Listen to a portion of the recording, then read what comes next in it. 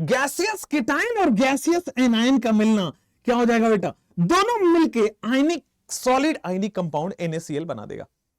केवल 2 स्टेप से निकलवा दूंगा, टेंशन ना लो।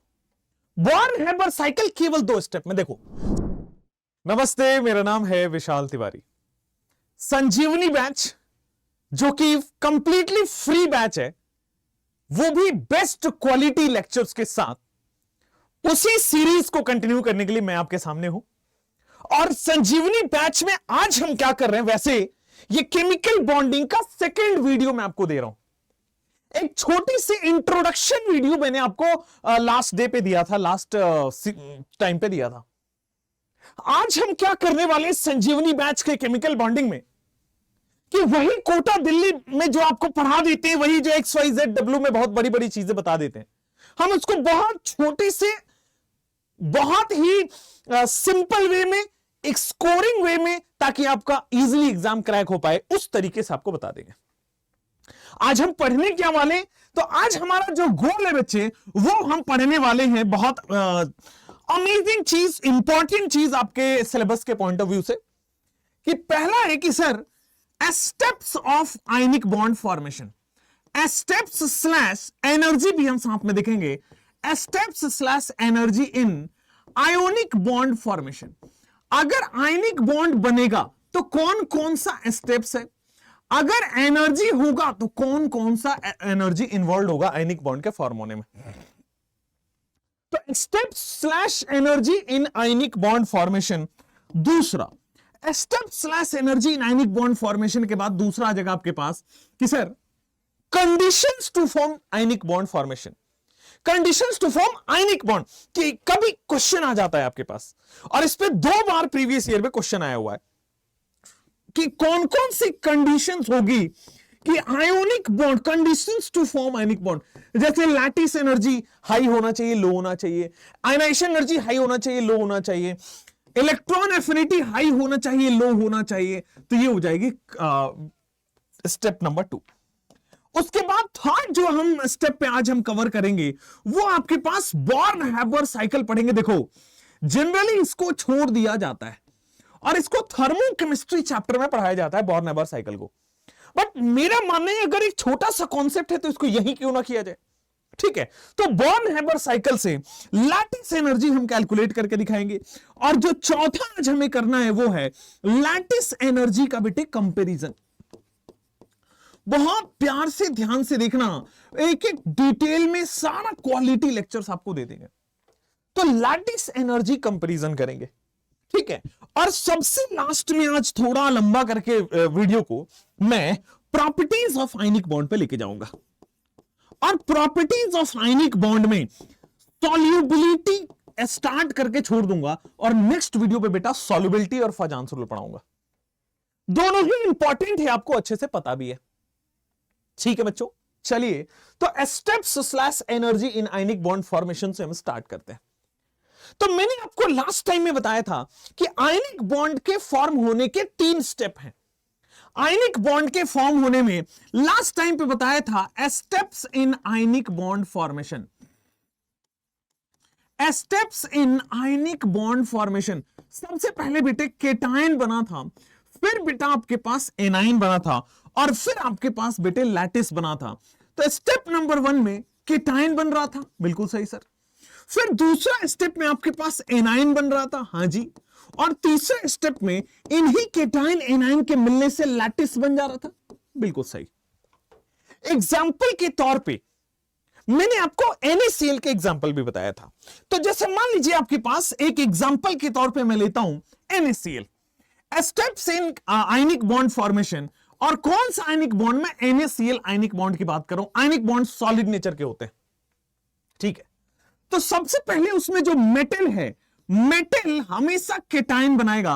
पीरियोडिक टेबल में बच्चों आपको बता दिया है कि केटायन हमेशा गैसियस में बनता है, आइसोलेटेड गैसियस एटम का केटायन बनता है, ठीक है। तो सोडियम से हमने Na+ बना दिया है, गैसियस केटायन बन चुका है, और 1 इलेक्ट्रॉन का लॉस हो चुका। क्लियर हुआ पहला चीज। दूसरा ध्यान दीजिएगा सर, एनाइन जो है वो क्लोरीन गैसियस है, उसमें वो 1 इलेक्ट्रॉन हम ऐड करके Cl- गैसियस देंगे, वो एक इलेक्ट्रॉन ऐड करके Cl माइनस गैसेस बन गया। जो केटाइन में लॉस होता है वही यहां गेन होता है। It is called as complete transfer of electron, बताया था। चलो हमारे पास बच्चे गैसियस केटाइन बन गया, गैसियस एनायन बन गया। गैसियस केटाइन और गैसियस एनायन का मिलना, गैसियस केटाइन और गैसियस एनायन का मिलना क्या हो जाएगा बेटा? दोनों मिलके आयनिक सॉलिड आयनिक कंपाउंड NaCl बना देगा। दोनों मिलकर के सॉलिड आयनिक कंपाउंड NaCl बना देगा। क्या यही 3 स्टेप थे? आप सब लोगों को बताया था कि दुनिया का कैसा भी आयनिक कंपाउंड हो वही 3 स्टेप से मिलकर बनेगा। केटाइन बनेगा, एनायन बनेगा, केटाइन एनायन को मिला के लैटिस बन जाएगा। ये तो स्टेप्स थे, लेकिन स्टेप्स के बाद एनर्जी भी हमें पढ़ना है कि सर अगर स्टेप्स हमने समझिए तो कौन कौन सी एनर्जी इन्वॉल्व है। यार 3 स्टेप में पता करते हैं, तीनों स्टेप में कौन सी एनर्जी इन्वॉल्व है। केटाइन बनाने के लिए क्या आयोनाइजेशन एनर्जी इन्वॉल्व होती है? यस। तो केटाइन बनाना है तो बेटा स्टेप नंबर 1 में कौन सी एनर्जी इन्वॉल्व होगी? तो दैट सिंपली मींस कि सर आयोनाइजेशन एनर्जी इन्वॉल्व होगी। हां, तो केटाइन बनेगा तो आयोनाइजेशन एनर्जी इन्वॉल्व हो जाएगी। अच्छा, अगर एनायन बनाना हो तो, एनायन बनाना हो तो इलेक्ट्रॉन एफिनिटी की बात कर लेंगे। चलिए, तो अगर एनायन बनाना है तो एक एनायन का गेन आपके पास इलेक्ट्रॉन एफिनिटी की हो जाएगी। तो आयोनाइजेशन एनर्जी के बाद जो सेकंड स्टेप में एनर्जी इन्वॉल्व है that is known as electron affinity. Electron affinity बोले तो इलेक्ट्रॉन गेन इंथैल्पी। अच्छा सर, यहां पे आपके पास गैसियस केटाइन बन चुका है, यहां पे आपके पास गैसियस एनायन बन चुका है। बेटा केटाइन और एनायन दोनों अपोजिट हैं। अपोजिटली चार्ज केटाइन एनायन में क्या अट्रैक्शन फोर्स लग रहा है? अट्रैक्शन फोर्स लग रहा है तो क्या उसको लैटिस एनर्जी कहते हैं। गैसियस केटाइन या एनायन के बीच का अट्रैक्शन फोर्स, इसी को क्या हम कहते हैं बेटा? Lattice energy. This is known as lattice energy. अच्छा, ये हो गया यहां तक। अब मुझे डिटेल में और जाना है एनर्जी की, क्योंकि सवाल आपके आए हुए हैं और जब तक मैं डिटेल में ना जाऊं मजा नहीं आएगा। आयोनाइजेशन एनर्जी एंडोथर्मिक होता है कि एक्सोथर्मिक होता है? आयोनाइजेशन एनर्जी में एनर्जी देना पड़ता है कि एनर्जी रिलीज होता है? तो आयोनाइजेशन एनर्जी, इलेक्ट्रॉन निकालना है, इलेक्ट्रॉन का ब्रेकअप कराना है, एनर्जी देनी पड़ेगी, हमें मेहनत करना पड़ेगा। समझ रहे हो?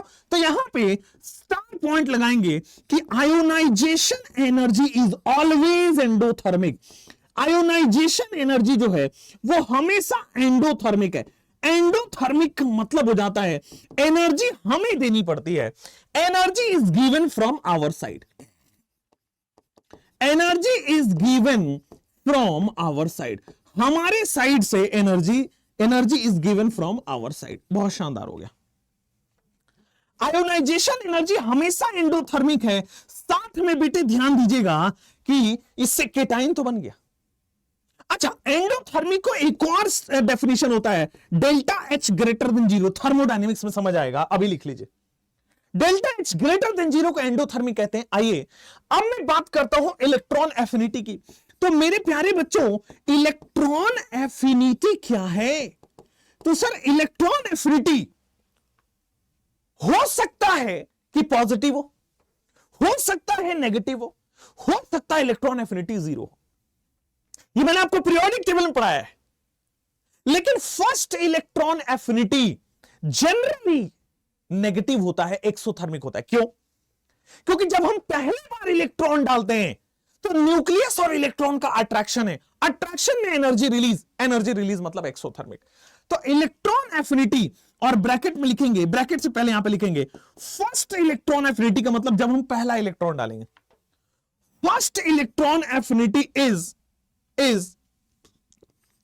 जनरली का मतलब 99% केसेस, जनरली का मतलब यहां लिख भी लीजिए कि 99% केस में first electron affinity is generally exothermic. First electron affinity जो होता है वो जनरली एक्सोथर्मिक होता है, मतलब एनर्जी इज रिलीज्ड। मतलब यहां पे बच्चों एनर्जी रिलीज हो रहा है। ये बात समझ में आया? हां सर, एनर्जी रिलीज हो रहा है। एक जगह एनर्जी देना पड़ रहा है, दूसरी जगह एनर्जी अपने आप रिलीज हो रहा है। एक ऐसा प्रोसेस है जहां पे हमें एनर्जी लगानी पड़ रही है, एंडोथर्मिक। एक ऐसा प्रोसेस जहां पे अपने आप एनर्जी रिलीज हो जा रहा है, हमें देनी तो पड़ी नहीं रही, अपने आप एनर्जी भी रिलीज हो रहा है, that means that is exothermic. और एक्सोथर्मिक है तो बेटा डेल्टा एच लेस देन 0 उसको लिखते हैं, थर्मोडायनेमिक्स का कॉन्सेप्ट। लेकिन जब हम पहली बार इलेक्ट्रॉन डालते हैं तो it is generally exothermic. But अगर आपसे सेकंड इलेक्ट्रॉन एफिनिटी की बात की जाए, थर्ड इलेक्ट्रॉन एफिनिटी की बात की जाए, second slash third electron affinity, second slash third electron affinity is always endothermic. बेटा जब दूसरी बार आप इलेक्ट्रॉन ऐड करोगे, तीसरी बार आप इलेक्ट्रॉन ऐड करोगे, तो second slash third is always endothermic. अच्छा, जब दूसरा इलेक्ट्रॉन डालोगे तो याद करो, जब पहली बार इलेक्ट्रॉन डालोगे तो एनायन बन चुका है। अब एनायन में एक और इलेक्ट्रॉन डालो, एनायन में माइनस चार्ज डालो, माइनस में माइनस डालो, तो आसानी से होगा नहीं, हमें एनर्जी देनी पड़ेगी, रिपल्सन को ओवरकम करना पड़ेगा, तो इट इज ऑलवेज एंडोथर्मिक। तो यहां पे आ जाएगा डेल्टा एच ग्रेटर देन 0। पूछा जाता है ऐसे सवाल, पूछा जाता है बेटा। अच्छा, लैटिस एनर्जी के बारे में क्या ख्याल है? What about the lattice energy? जो तीसरा एनर्जी इन्वॉल्व है, तो सर लैटिस एनर्जी है क्या, पहले तो ये बताओ।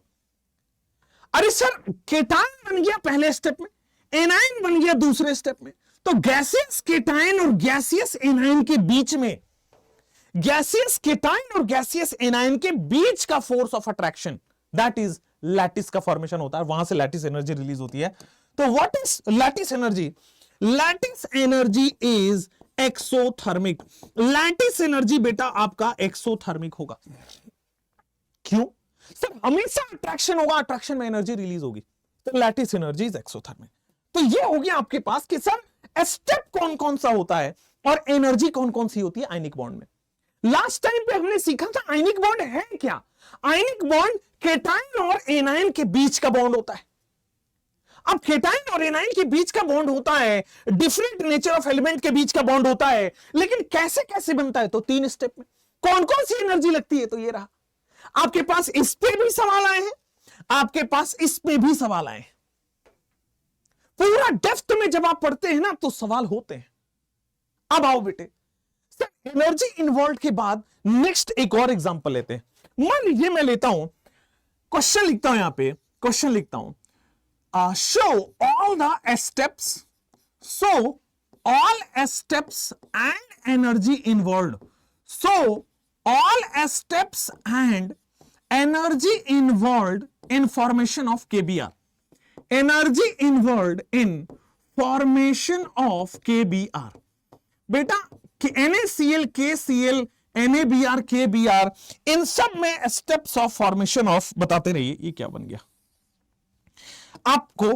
दूसरा आपके पास एग्जांपल मैंने दिया NaCl के बाद, अब मैं दूसरा एग्जांपल दिया है KBr। इसमें भी आपको स्टेप्स बताने और इसमें भी आपको एनर्जी बतानी है। जब तक आप पूरे महारत नहीं हासिल कर लो इस टॉपिक में, आगे नहीं बढ़ रहे। अब देखो, तो चाहे स्टेप्स का क्वेश्चन हो चाहे एनर्जी का क्वेश्चन हो, भाई साहब हमेशा 3 स्टेप में होगा। पहला स्टेप, स्टेप नंबर 1 आ जाइए यहां पे। सबसे पहले स्टेप नंबर 1 की बात करते हैं। दुनिया में केटायन बनेगा, पहले आयनिक बॉन्ड में दुनिया में केटायन बनेगा। स्टेप नंबर 2 बेटा यहां पे दुनिया में एनायन बनने वाला है। अच्छा, अब ये केटायन और एनायन की दुनिया, ये दोनों मिला के पास आते हैं और लैटिस का फॉर्मेशन करते हैं। अभी लैटिस समझाऊंगा ना, टेंशन ना लो, इसी में लैटिस इंट्रोड्यूस करूंगा। आइए, तो सर सबसे पहले जो पोटेशियम है के, वो उसका हम केटायन बनाएंगे, तो के गैसियस जो है वो के प्लस गैसियस प्लस 1 इलेक्ट्रॉन का लॉस करेगा। सिमिलरली एनायन बनेगा तो Br गैसियस जो है वो Br गैसियस जो है 1 इलेक्ट्रॉन का गेन करेगा और तब जाके एनायन बना लेगा, तो Br माइनस गैसियस बना। केटायन और एनायन स्टेप 1 स्टेप 2 क्लियर हो चुका है। अब सर आपके पास स्टेप 1 स्टेप 2 क्लियर होने के बाद सर गैसियस केटायन आपके पास बन चुका है, गैसियस एनायन आपके पास बन चुका है, तो ये दोनों गैसियस केटायन और एनायन के मिलने से बेटा आपके पास लैटिस बनता है, KBr सॉलिड लैटिस बनता है। ध्यान दोगे, ध्यान दोगे। सर सबसे पहले केटायन बनाया, एनायन बनाया, इन दोनों के बीच में कुछ कुछ हो गया। भाई केटायन एनायन के बीच में कुछ कुछ होता है और उसी को आयनिक बॉन्ड कहा जाता है। मुझे लगता है आपको समझ में आता है, तो हम आगे बढ़ जाते हैं। तो स्टेप्स के बाद अब एनर्जी की इन्वॉल्वमेंट करते हैं। स्टेप नंबर 1 में कौन सी एनर्जी होगी, स्टेप नंबर 2 में कौन सी एनर्जी होगी, 3 में कौन सी एनर्जी होगी। आप ही से जानना चाहता हूं केटाइन में कौन सी एनर्जी होगी, एंडोथर्मिक। सर केटाइन में आपके पास एंडोथर्मिक यानी कि आयोनाइजेशन एनर्जी इन्वॉल्व होगा। अब मुझे बताओ आयोनाइजेशन एनर्जी इन्वॉल्व तो है, एंडोथर्मिक होगा कि एक्सोथर्मिक। ऑब्वियस रीजन है सर एंडोथर्मिक होगा, और एंडोथर्मिक का मतलब मैं डेल्टा एच ग्रेटर देन 0 लिख सकता हूं। मजा आ गया। ब्रोमीन में एक इलेक्ट्रॉन ऐड करो, Br माइनस गैस। अब Br माइनस गैस सर देखो इलेक्ट्रॉन एफिनिटी है, इसको मैं इलेक्ट्रॉन एफिनिटी के बजाय इलेक्ट्रॉन गेन इंथैल्पी भी लिख सकता हूं। अब मुझे बताओ एक्सोथर्मिक है कि एंडोथर्मिक है, एक्सोथर्मिक है कि एंडोथर्मिक है। कई किताबों में बेटा इलेक्ट्रॉन गेन इंथैल्पी भी दिया गया है, ध्यान दीजिएगा, इलेक्ट्रॉन गेन इंथैल्पी भी दिया गया है। अच्छा अब एंडोथर्मिक होगा कि एक्सोथर्मिक होगा, ऑब्वियसली सर पहली बार इलेक्ट्रॉन जा रहा है और यहां पे अट्रैक्शन होगा न्यूक्लियस और उसमें, तो डेल्टा एच इस बार लेस देन 0 है एक्सोथर्मिक के लिए। गैसियस केटाइन और गैसियस एनाइन ये दोनों पास आते हैं, कुछ कुछ होता है और आयनिक बॉन्ड बनता है। इन दोनों में कुछ कुछ नहीं बेटा, अट्रैक्शन होगा, इन दोनों में प्यार मोहब्बत होगा। और जब जब दुनिया में अट्रैक्शन हुआ है, एनर्जी रिलीज हुई है, exothermic reaction delta H less than 0। Exothermic reaction delta H less than 0 कोई प्रॉब्लम नहीं है। आयोनाइजेशन एनर्जी, इलेक्ट्रॉन एफिनिटी और लैटिस एनर्जी। मेरे प्यारे बच्चों अब आपके पास ओवरऑल जो आपके पास एनर्जी आता है, ओवरऑल जो आपके पास एनर्जी आता है दैट इज एक्सोथर्मिक ही आता है, एनर्जी इन्वॉल्व होगा। हां जब आप इन तीनों को जोड़ोगे, जब आप देखोगे कि केबीआर बनाने में, तो एनर्जी रिलीज होगी, क्योंकि यहां भी एनर्जी रिलीज हो रही है, यहां भी एनर्जी रिलीज हो रही है और यहां देनी पड़ रही है। ओवरऑल एनर्जी रिलीज होती है। कोई भी कंपाउंड बनेगा ना, स्टेबल कंपाउंड बनाना है ना, तो एनर्जी रिलीज होगी, क्योंकि जिस सिस्टम की एनर्जी कम होती है स्टेबिलिटी उस सिस्टम की ज्यादा होती है। आपको मैंने लास्ट टाइम भी ये समझाया था और कहानी से भी समझाया था कि मान लीजिए आपके पास मैं 1 लाख रुपए दे दूं कि खर्च करना है, जबरदस्त एनर्जी आपको दे दी, 1 लाख रुपए दे दिया। अब आप अनस्टेबल रहोगे, उसको खर्च करने के लिए आप जाओगे मूवी देखने, कहीं घूमने जाओगे, उसको पार्टी देने जाओगे, इसको पार्टी देने जाओगे, इधर कहीं उधर, और 10 काम करोगे ताकि आप खर्च कर पाओ। तो एनर्जी दे दी 1 लाख रुपए, आप अनस्टेबल हो गए, इधर उधर इधर उधर इधर उधर भाग रहे हो।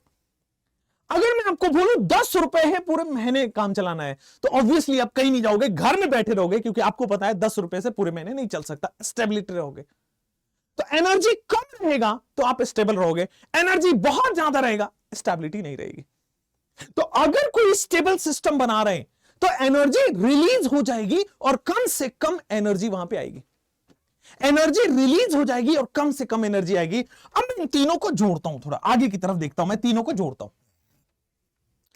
के प्लस और बीआर माइनस की बात करते हैं। किसकी बात करते हैं? के प्लस और बीआर माइनस। तो ये देखो आपके पास गैसियस केटाइन, ये देखो आपके पास गैसियस एनाइन, ये देखो आपके पास फिर से गैसियस केटाइन, ये देखो आपके पास गैसियस एनाइन। इन दोनों के बीच में, गैसियस केटाइन एनाइन के बीच में कुछ कुछ होता है, और इसी कुछ कुछ होने से आपके पास लैटिस का फॉर्मेशन होता है। मैं भी आपको लैटिस फॉर्म करके ही दिखाने जा रहा हूं, ठीक है, मैं भी आपको लैटिस फॉर्म करके ही दिखाने जा रहा हूं। देखिए इनमें लैटिस का मतलब क्या हुआ, ये गैसियस केटाइन है के प्लस, इसके जस्ट बगल में बेटा गैसियस एनाइन पड़ा है बीआर माइनस, फिर एनाइन के बगल में प्लस, फिर यहां पे माइनस बीआर माइनस, के प्लस बीआर माइनस। समझ में आया? दिस इज के प्लस बीआर माइनस, के प्लस बीआर माइनस, प्लस के पास माइनस, माइनस के पास प्लस। अपोजिट चार्जेस ही पास पास रहेंगे तभी तो अट्रैक्शन होगा। माइनस के पास प्लस और प्लस के पास माइनस, माइनस के पास प्लस और प्लस के पास माइनस। जब ये प्लस और माइनस इस तरह से पास पास आते हैं, जब ये प्लस और माइनस इस तरह से पास पास आते हैं, तो अट्रैक्शन होती है, एनर्जी रिलीज होता है, आयनिक बॉन्ड बनता है। यही एक टर्म यूज किया, एनर्जी रिलीज होती है, मतलब सिस्टम की एनर्जी कम, स्टेबिलिटी ज्यादा। क्रिस्टल क्लियर चमक रहा है क्या? कोई प्रॉब्लम नहीं आनी चाहिए दिमाग में, और अगर है तो कमेंट करके बता दीजिए, मैं रिप्लाई कर दिया करूंगा। नेक्स्ट आ जाओ। अब मैं आपको बताता हूं यहां पे ये गैसेस केटाइन और एनाइन जब ये दोनों पास आए हैं तो यहां पे अट्रैक्शन हुआ है, और अट्रैक्शन होने से दुनिया में जब जब अट्रैक्शन हुआ है, जब जब दो अपोजिट लोग पास आते हैं अट्रैक्शन होता है, एनर्जी खूब रिलीज हुई है। आपका एग्जांपल लेता हूं, आप कहीं जाते हो पढ़ने और किसी को देख के अट्रैक्ट हो गए, आप भी प्लस हो माइनस के साथ अट्रैक्ट होंगे, अगर आप माइनस है तो प्लस के साथ अट्रैक्ट हो गए होंगे। और जब आप अट्रैक्ट होते हैं तो फिर कुछ कुछ आप में भी होता है, यहां भी हो रहा है, यहां आयनिक बॉन्ड बनता है, आपके अंदर कोई और तरह के बॉन्ड बनते हैं, और फिर एनर्जी रिलीज होती है। एनर्जी रिलीज का मतलब अब दो लोग पास आए हैं, अब आप लोग जाओगे मूवी देखने, एनर्जी पैसे के फॉर्म में रिलीज हो गई। अब आप जा रहे हो कहीं लंच करने, एनर्जी फिर से पैसे के फॉर्म में रिलीज हो गई। अब आप जा रहे हो कि शॉपिंग करने, बहुत जबरदस्त एनर्जी रिलीज हो गई पैसे के फॉर्म में। तो जब जब दुनिया की अट्रैक्शन होती है एनर्जी हमेशा से रिलीज हुआ है, यहां भी अट्रैक्शन होगा, एनर्जी रिलीज होगा, और एनर्जी रिलीज होगा तो बेटा एक्सोथर्मिक हो गया सिस्टम। तो लैटिस एनर्जी हमेशा एक्सोथर्मिक होगा।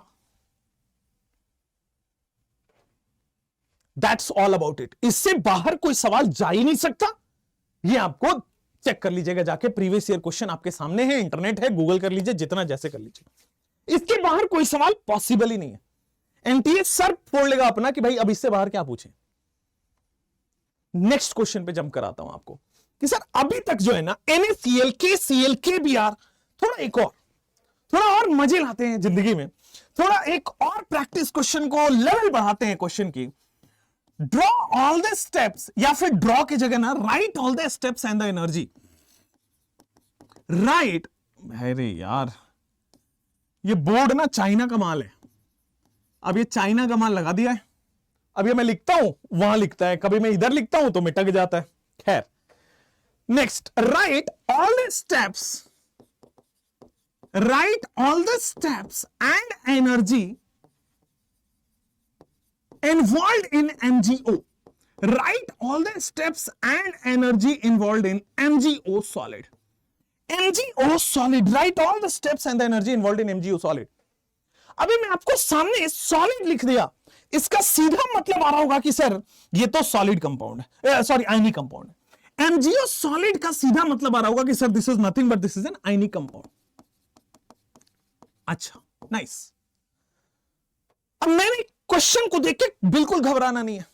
रातों की नींद भाग जाएगी अगर आप इस तरह से पढ़ेंगे तो, सॉरी रातों की नींद चैन से आएगी अगर आप इस तरह से पढ़ोगे तो, और रातों की नींद भाग जाएगी अगर आप रटने की कोशिश किए तो। खैर, नेक्स्ट आपको मैं लेके चलता हूं कि 3 ही स्टेप बताएं अभी आपके पास। स्टेप नंबर 1, सर दुनिया में कोई भी आयनिक कंपाउंड हो केटाइन ही बनता है। दुनिया का कैसा भी आयनिक कंपाउंड हो, स्टेप नंबर 2 में एनाइन ही बनता है। और दुनिया का कैसा भी कंपाउंड हो बेटा आपके पास केटाइन और एनाइन के मिलने से लैटिस ही बनता है। नो प्रॉब्लम एट ऑल, दूर दूर तक कोई टेंशन नहीं लेनी। यहां तक समझ में आ गया है तो आप भले ही रिकॉर्डेड पढ़ रहे हैं, बट मुझे कमेंट में चाहिए कि आपको यहां तक समझ आ गया। चलो, केटाइन, एनाइन और लैटिस। केटाइन कैसे बनेगा, तो जो भी मेटल आपको दिख रहा होगा, मैग्नीशियम मेटल दिख रहा है तो देखो मैग्नीशियम गैसियस जो है ना, अब देखो कुछ अलग करना है इसमें। यहां पे मैग्नीशियम +2 में है और ऑक्सीजन -2 में है। ये बेसिक मैथ्स क्लियर होगी ऑक्सीडेशन स्टेट वाली। तो मैग्नीशियम जो है सर वो 2 इलेक्ट्रॉन का लॉस करके Mg+2 गैस बन जाता है।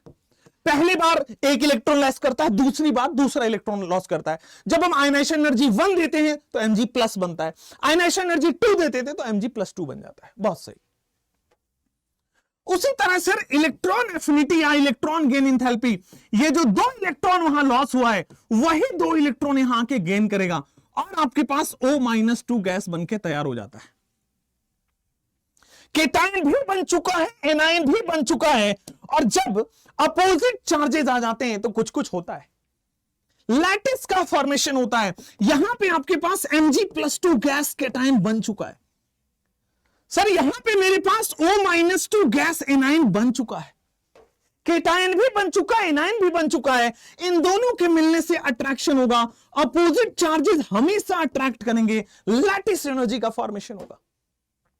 चलिए अब मुझे आप एक और चीज बता दीजिए, स्टेप नंबर 1 में कौन सी एनर्जी इन्वॉल्व हुई है। स्टेप नंबर 1 में कौन सी एनर्जी इन्वॉल्व हुई है? कम ऑन सर, जब भी केटायन बनता है आयोनाइजेशन एनर्जी इन्वॉल्व होता है, तो स्टेप नंबर 1 की एनर्जी जो है आयोनाइजेशन एनर्जी हो जाएगी। स्टेप नंबर 1 की जो है वो आयोनाइजेशन एनर्जी दिख रहा है, बिल्कुल अच्छे से दिख रहा है। यहां पे आपके पास इलेक्ट्रॉन एफिनिटी होता है, सेकंड वाले में इलेक्ट्रॉन एफिनिटी इन्वॉल्व हो जाएगा, बिल्कुल सही है। एंड थर्ड ऑप्शन में आपके पास लैटिस एनर्जी इन्वॉल्व हो जाएगा, तो थर्ड ऑप्शन में आपके पास लैटिस एनर्जी इन्वॉल्व हो जाएगा। अभी यहां तक आप लिख लो, एसी नहीं चल रहा, AC is not working, I just call someone. अब मुझे आपसे जानना है कि कौन एंडोथर्मिक है, कौन एक्सोथर्मिक है, और दोनों तीनों स्टेप्स में कौन एंडोथर्मिक है, कौन एक्सोथर्मिक है। आयोनाइजेशन एनर्जी, एनर्जी देनी पड़ी है, एनर्जी देनी पड़ती है, that means this is endothermic delta H positive. यहां इलेक्ट्रॉन आ रहा है, इलेक्ट्रॉन एक्सेप्ट हो रहा है, अट्रैक्शन की वजह से आ रहा होगा, इसका मतलब यहां पे एनर्जी रिलीज हुई है एक्सोथर्मिक। थर्ड स्टेप तो जग जाहिर है बेटा, कुछ कुछ हो रहा है, केटायन और एनायन दोनों में अट्रैक्शन हो रहा है, अट्रैक्शन जब जब हुआ है बेटा एनर्जी रिलीज हुई है, दिस इज एक्सोथर्मिक। एंडोथर्मिक का मतलब होता है delta H greater than 0 positive, exothermic का मतलब होता है delta H less than 0 exothermic, AC. उसके बाद एक्सोथर्मिक यहां है delta H less than 0 exothermic. Step number 1, 2 और 3। अब मुझे आप बताओ, कोई भी कंपाउंड दूंगा तो क्या आप स्टेप्स और एनर्जी बता पाओगे? अच्छे से विजुअलाइज हो रहा है? कमेंट कर दीजिए जल्दी से, ठीक है, जल्दी से आप कमेंट करके फिर आप बताइए, तब मैं आगे बढ़ूं। मैं इतने सवाल कराऊंगा, इतने सवाल कराऊंगा, सोची ना होगी। ये थारा भाई चुकंदर का क्या, जोगिंदर, ओके सॉरी, ये एक ट्रोल आर्मी है। लास्ट टाइम मेरे पास आई थी कि सर आप मेरे फैन, मेरे आइडल को आप कैसे कैसे बोल सकते हो, थारा भाई जोगिंदर इज माय ट्रो। मैंने कहा यार हम ना थारा भाई जोगिंदर को और ऐसे सब ये सब फर्जी लोग होते हैं, आगे बढ़ते, कंट्रोवर्सी में नहीं पड़ते, ठीक है। मैं तो इंस्पायर होके ही कुछ बोल रहा हूं ना कि इतने सवाल करेंगे, इतने सवाल करेंगे, सोची ना होगी। चलो नेक्स्ट, हमारे ही क्लास के बदमाश बच्चे हैं, मैं आपको बता दूं, वो क्या करते हैं, यहां से जाएंगे, इतना क्लिप काटेंगे कि सर रोस्टेड थारा भाई जोगिंदर, और वहां जाके उसको चिपका देंगे। और भाई वो पागल इंसान, वो मेरी हर क्लिप देखेगा, वो 2-3 महीने तक देखेगा, फिर उसको समझ आएगी कि उसको बोलना क्या है, क्योंकि दिमाग तो है नहीं, तो फिर वो एक रोस्ट वीडियो बनाएगा। खैर ये सब चलता रहेगा, राइट। एमजीओ के बाद, एमजीओ के बाद एनर्जी की बात अभी बाद में करते हैं, रुको। क्वेश्चन, ये लास्ट क्वेश्चन है, right all the steps and energy involve, right all the steps and energy involve, सारे स्टेप्स आपको लिखने बेटे, और जितने भी एनर्जी इन्वॉल्व है, right all the steps and energy involve in, आप Al2O3 सॉलिड के बारे में पहले कर लो। Al2O3 के बारे, धीरे धीरे मैं क्वेश्चंस का लेवल बढ़ाऊंगा, इसके बाद एक और क्वेश्चन कराऊंगा। जब तक आप वैरायटी ऑफ क्वेश्चंस नहीं करेंगे ना, मतलब नहीं है। देखो मैं यूट्यूबर से थोड़ा हट के हूं, मैं आपको वही चीजें बताऊंगा जिससे आपके नंबर बढ़ पाए, सिलेक्शन हो पाए, एल्स कोई मतलब नहीं है, टाइम वेस्ट आपका भी हो रहा है, हमारा भी हो रहा है ना। तो आइए Al2O3 का मैं फॉर्मेशन कैसे कैसे होगा, एक एक करके हम सबकी चर्चा करते हैं। तो आपके वीटी सर ने बताया हुआ है, कोई भी आयनिक कंपाउंड हो, केवल 3 चीज, वो कौन से 3 स्पेशल चीजें हैं, वो जो आप सोच रहे वही नहीं, हमेशा अरे सर 3 स्पेशल चीज, अच्छा आई लव यू बोल देते हैं, काम हो जाएगा, गधेड़ो। आयनिक में कोई आई लव यू बोलने से काम नहीं होगा, आयनिक में होगा केटायन, एनायन और लैटिस, ये 3 स्पेशल वर्ड उनके लिए ये हैं। तो सर आयनिक बॉन्ड में सबसे पहले केटायन बनेगा, और दुनिया में हर बच्चे को पता है कि सर केटायन मेटल बनाता है। और जब आपका जन्म हुआ था, उसी समय जब नर्स बाहर आके आपके पेरेंट्स को बताई थी कि बेटा हुआ है कि बेटी हुई है, साथ साथ में यह भी बताई होगी कि नॉन मेटल है, एनायन बनाता है। आपने मिस कर दिया, मेरे साथ आओगे तो आप जिंदगी की बहुत सारी चीजें बता दिया करूंगा। अब देखो मेटल है वहां पे, लेकिन अब एक लोचा है जिंदगी में, अब उस पहले लोचे को सॉल्व करते हैं। आओ भाई, यहां पे अब क्या है, एक से ज्यादा केटायन और एक से ज्यादा एनायन है। घबराना नहीं बिल्कुल भी है। अब इसको भी तोड़ देंगे, आओ सर, इसको आप ऑक्सीडेशन स्टेट के फॉर्म में तोड़ो तो Al2O3 को क्या हम ऐसे लिख सकते हैं कि सर इसमें 2 एल्युमिनियम है, अच्छा, और इसमें 3 ऑक्सीजन है, बिल्कुल लिख सकते हैं सर। 2 एल्युमिनियम और 3 ऑक्सीजन के मिलने से Al2O3 बना है। एल्युमिनियम जो है वो +3 फॉर्म में एग्जिस्ट करता है, Al+3। ऑक्सीजन जो है वो -2 के फॉर्म में एग्जिस्ट करता है। अब आपको पता चला होगा कि सर ये तो सही बात है, क्योंकि 2 एल्युमिनियम मिलके +6 ऑक्सीडेशन स्टेट है, 3 ऑक्सीजन मिलके -6 ऑक्सीडेशन स्टेट है, तो +6 और -6 के मिलने से, +6 और -6 के मिलने से ओहो, आयनिक कंपाउंड न्यूट्रल हो गया। चलिए, अब जब इतनी बात समझ में आती है तो यह भी समझ में आएगी कि सर अब मैं एक एल्युमिनियम नहीं 2 एल्युमिनियम को Al+3 बनाना है। 2 एल्युमिनियम गैसियस क्या बनाएगा आपके पास? 2 एल्युमिनियम +3 गैसियस बनाएगा। 2 एल्युमिनियम +3 गैसियस और 6 इलेक्ट्रॉन का लॉस करेगा। एक एल्युमिनियम +3 बनने के लिए 3 इलेक्ट्रॉन का लॉस करेगा। 2 एल्युमिनियम +3 बनाने के लिए 6 इलेक्ट्रॉन का लॉस करेगा। तो दिस इज 6 इलेक्ट्रॉन का लॉस। एनाइन की बात करते हैं तो सर एनाइन में कितने ऑक्सीजन है इस बार? इस बार 3 ऑक्सीजन है, 3 ऑक्सीजन गैसियस। सर यहां पे 3 ऑक्सीजन, एक ऑक्सीजन को -2 के लिए 2 इलेक्ट्रॉन चाहिए, एक ऑक्सीजन को ऑक्सीजन -2 बनने के लिए 2 इलेक्ट्रॉन चाहिए, 3 ऑक्सीजन को 3 -2 बनने के लिए 6 इलेक्ट्रॉन चाहिए। तो 3 ऑक्सीजन में 6 इलेक्ट्रॉन हमने ऐड कर दिया तो आपके पास 3 ऑक्सीजन -2 गैसियस बन जाएगा। Al+3 और 3 ऑक्सीजन -2 केटाइन हो गया, एनाइन हो गया। दुनिया में जब जब केटाइन हुआ है, जब जब एनाइन हुआ है, अट्रैक्शन हुआ है। तो अट्रैक्शन हो जाएगा सर किसके किसके बीच में? 2 एल्युमिनियम +3 गैस में, ओके, और 3 ऑक्सीजन -2 गैस में, ओके। इन दोनों के बीच में अट्रैक्शन होगा। अट्रैक्शन होगा तो एनर्जी रिलीज होगी और आपके पास बेटा लैटिस एनर्जी रिलीज होके Al2O3 सॉलिड बना लेगा। लैटिस एनर्जी रिलीज करके Al2O3 सॉलिड बना लेगा। हां या ना? एनर्जी रिलीज हो गई है, केटाइन बन चुका है, एनाइन बन चुका है, एनर्जी रिलीज हो गई। समझ में आया? कोई प्रॉब्लम नहीं, कहीं से कहीं तक कोई दिक्कत नहीं। आगे बढ़ते हैं। Right all the steps and energy involve in Al2O3 solid. आपके सामने हो चुका है अगला सवाल, आपके सामने हो चुका है अगला सवाल। अच्छा, इसमें एक काम करते हैं ना, जब आप यहां तक आ ही गए हो तो क्यों ना आप एनर्जी भी बताई चलते हो? क्यों नहीं आप एनर्जी भी बता रहे हो? तो सर स्टेप नंबर 1 में आयोनाइजेशन एनर्जी लगेगा जो कि एंडोथर्मिक होगा, जो कि ΔH ग्रेटर देन 0 होगा। शानदार। दूसरा, सर एनाइन बनाने में इलेक्ट्रॉन एफिनिटी होगा। इलेक्ट्रॉन एफिनिटी पहला है। अच्छा, अब ध्यान दीजिएगा, अब ध्यान दीजिएगा, यहां पे मैं कुछ बताना चाहता हूं आपको, यहां पे मैं कुछ बताना चाहता हूं। एक काम करता हूं, मैंने जो पहले ला ला ला ला ला ला ला, हां, यहां पे आपको चेंजेस कराऊंगा। ऑक्सीजन से 2 इलेक्ट्रॉन ऐड करना, आपको मैंने वहां पे बता रखा है। ऑक्सीजन से 2 इलेक्ट्रॉन ऐड करना मैंने बता रखा है कि सर जब भी पॉलीवैलेंट एनाइन बने, जब भी पॉलीवैलेंट एनाइन बने एंडोथर्मिक होगा। जब भी पॉलीवैलेंट एनाइन बनेगा बेटा एंडोथर्मिक होगा, ΔH ग्रेटर देन 0। जब भी पॉलीवैलेंट एनाइन होगा ग्रेटर देन 0 बनेगा, एंडोथर्मिक।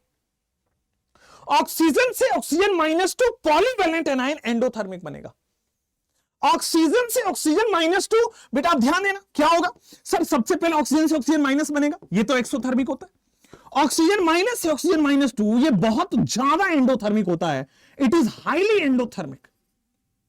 मतलब इसकी एनर्जी होती है +800 और इसकी एनर्जी होती है -100, तो ओवरऑल जोड़ के बेटा +700 हो जाता है। इसीलिए बोलते हैं जब ऑक्सीजन से ऑक्सीजन -2 बनाओगे, सेकेंड इलेक्ट्रॉन गेन इंथैल्पी, जब 2 इलेक्ट्रॉन का गेन कराओगे तो बेटा एंडोथर्मिक हो जाएगा। बताया था मैंने, बताया था पीरियोडिक टेबल में बड़े अच्छे से कि जब भी पॉलीवैलेंट एनाइन बनेगा एंडोथर्मिक हो जाता है। जब भी पॉलीवैलेंट बनेगा, O से O- बनता तो वो एक्सोथर्मिक, O- से O-2 हाईली एंडोथर्मिक। जब दोनों को जोड़ दो, डायरेक्टली O से O-2 बनाओगे तब भी endothermic. That means this is endothermic. Endothermic ΔH greater than 0 होगा। ठीक है, ये मिस्टेक था लास्ट स्लाइड में, इसको आप करेक्ट कर लीजिए। चलिए बेटा अब नेक्स्ट स्लाइड पे आते हैं। चलिए नेक्स्ट स्लाइड पे आते हैं, कहां गया ये, हाँ नेक्स्ट स्लाइड पे आ जाते हैं। यहां पे सर आयनाइजेशन एनर्जी तो हर हाल में एंडोथर्मिक होगा। इलेक्ट्रॉन एफिनिटी या इलेक्ट्रॉन गेन इंथैल्पी हम जिसको बोल रहे हैं, ये अगेन बेटा पॉलीवैलेंट एनायन बन रहा है। O माइनस से O-2 बन रहा है, O माइनस से सीधा 2 इलेक्ट्रॉन ऐड हो रहा है, एंडोथर्मिक होगा। अगेन यहां पे इलेक्ट्रॉन एफिनिटी एंडोथर्मिक होगा, डेल्टा H ग्रेटर देन 0 होगा। जो लैटिस एनर्जी जो थर्ड पोजीशन होगा, लैटिस एनर्जी जो होगा सर केटायन और एनायन के मिलने से लैटिस एनर्जी रिलीज होगा, एक्सोथर्मिक होगा, डेल्टा H लेस देन 0 आएगा। केटायन और एनायन के मिलने से एक्सोथर्मिक होगा, डेल्टा H लेस देन 0 होगा एनर्जी रिलीज। हुआ नहीं हुआ, क्लियर हुआ नहीं हुआ? नेक्स्ट एक और क्वेश्चन देते हैं, और इस क्वेश्चन में आपको फिर से थोड़ा सा लेवल बढ़ा के देंगे। राइट ऑल स्टेप्स, राइट दिमाग के हर धागे खोल देंगे भाई, गर्दा मच जाएगा। Right all steps and energy involve, right all steps and energy involved in magnesium nitride, in magnesium nitride। चलिए मैग्नीशियम नाइट्राइड की बात करेंगे, हर स्टेप्स और उसमें जल्दी से करेंगे। कि तेरे जैसा यार कहां, चलो तो मैग्नीशियम नाइट्राइड की सबसे पहले हम बात कर लेते हैं। इधर आइए मेरे पास, है ना, पास आओ। मैग्नीशियम हमें पता है सर +2 के फॉर्म में एग्जिस्ट करता है, बिल्कुल सही। नाइट्राइड का मतलब होता है सर N-3, इसको हम बोलते हैं नाइट्राइड आयन, ठीक है। हमें पता है फॉर्मूला हमेशा क्रिस क्रॉस से बनता है, इसकी टोपी उसके सर, इसकी टोपी उसके सर, मतलब इसका चार्ज इसके पास, इसका चार्ज इसके पास। और सिंप्लीफाई कर दें, इसका ऊपर वाला चार्ज इसके नीचे चला जाएगा, इसका ऊपर वाला चार्ज इसके नीचे चला जाएगा, इसका ऊपर वाला चार्ज इसके नीचे चला जाएगा, इसके ऊपर वाला चार्ज और इसके नीचे चला जाएगा। तो इसके ऊपर वाला चार्ज यहां आ गया Mg3, इसके ऊपर वाला चार्ज नाइट्रोजन को चला जाएगा Mg3N2। तो बेसिकली ये जो होगा आपके पास फॉर्मूला बन गया। लेकिन आपने गौर फरमाया इसमें कितने मैग्नीशियम है, तो भाई साहब इसमें 3 मैग्नीशियम आ चुके हैं। और कितने नाइट्रोजन है, तो सर 2 नाइट्रोजन आ चुके हैं। एक मैग्नीशियम +2 है तो 3 मैग्नीशियम +6 हो जाएगा, बहुत सही। एक नाइट्रोजन -3 है तो 2 नाइट्रोजन -6 हो जाएगा, तो +6 और -6 मिला के न्यूट्रल हो गया। बहुत बढ़िया, यहां तक कोई प्रॉब्लम नहीं आती है। लेकिन मुझे क्वेश्चन में बोला गया है कि sir all the steps and the energy, दुनिया का कोई भी आयनिक कंपाउंड हो, वो 3 स्पेशल वर्ड कौन है? कमेंट में लिख दीजिएगा। सर आपके लिए मैं आज 3 स्पेशल वर्ड लिख के जा रहा हूं, आयनिक कंपाउंड के लिए 3 स्पेशल वर्ड लिख के जा रहा हूं, केटायन, एनायन और लैटिस। केटायन, एनायन और लैटिस। मेटल जो है वो केटायन बनाता है, मैग्नीशियम जो है बेटा वो केटायन बनाएगा। कितने मैग्नीशियम है? 3। तो 3 मैग्नीशियम जो है, 3 मैग्नीशियम गैसियस जो है वो केटायन बनाएगा। क्या बनेगा? 3 मैग्नीशियम गैसियस जो है वो 3 मैग्नीशियम +2 गैस में कन्वर्ट हो जाएगा। 3 मैग्नीशियम गैस जो है वो 3 मैग्नीशियम +2 गैस में कन्वर्ट हो जाएगा। 6 इलेक्ट्रॉन रिलीज हुआ। 3 मैग्नीशियम जो है वो 3 मैग्नीशियम +2 में बन जाएगा और 6 इलेक्ट्रॉन का लॉस होगा। क्लियर हुआ? नाइट्रोजन की बात करते हैं, नॉन मेटल एनायन बनाता है। कितने नाइट्रोजन है? 2 नाइट्रोजन गैसियस है। सर इन्हीं 6 इलेक्ट्रॉन का ये गेन करता है। जो केटायन इलेक्ट्रॉन का लॉस करता है वही वाला यहां पे गेन हो जाता है।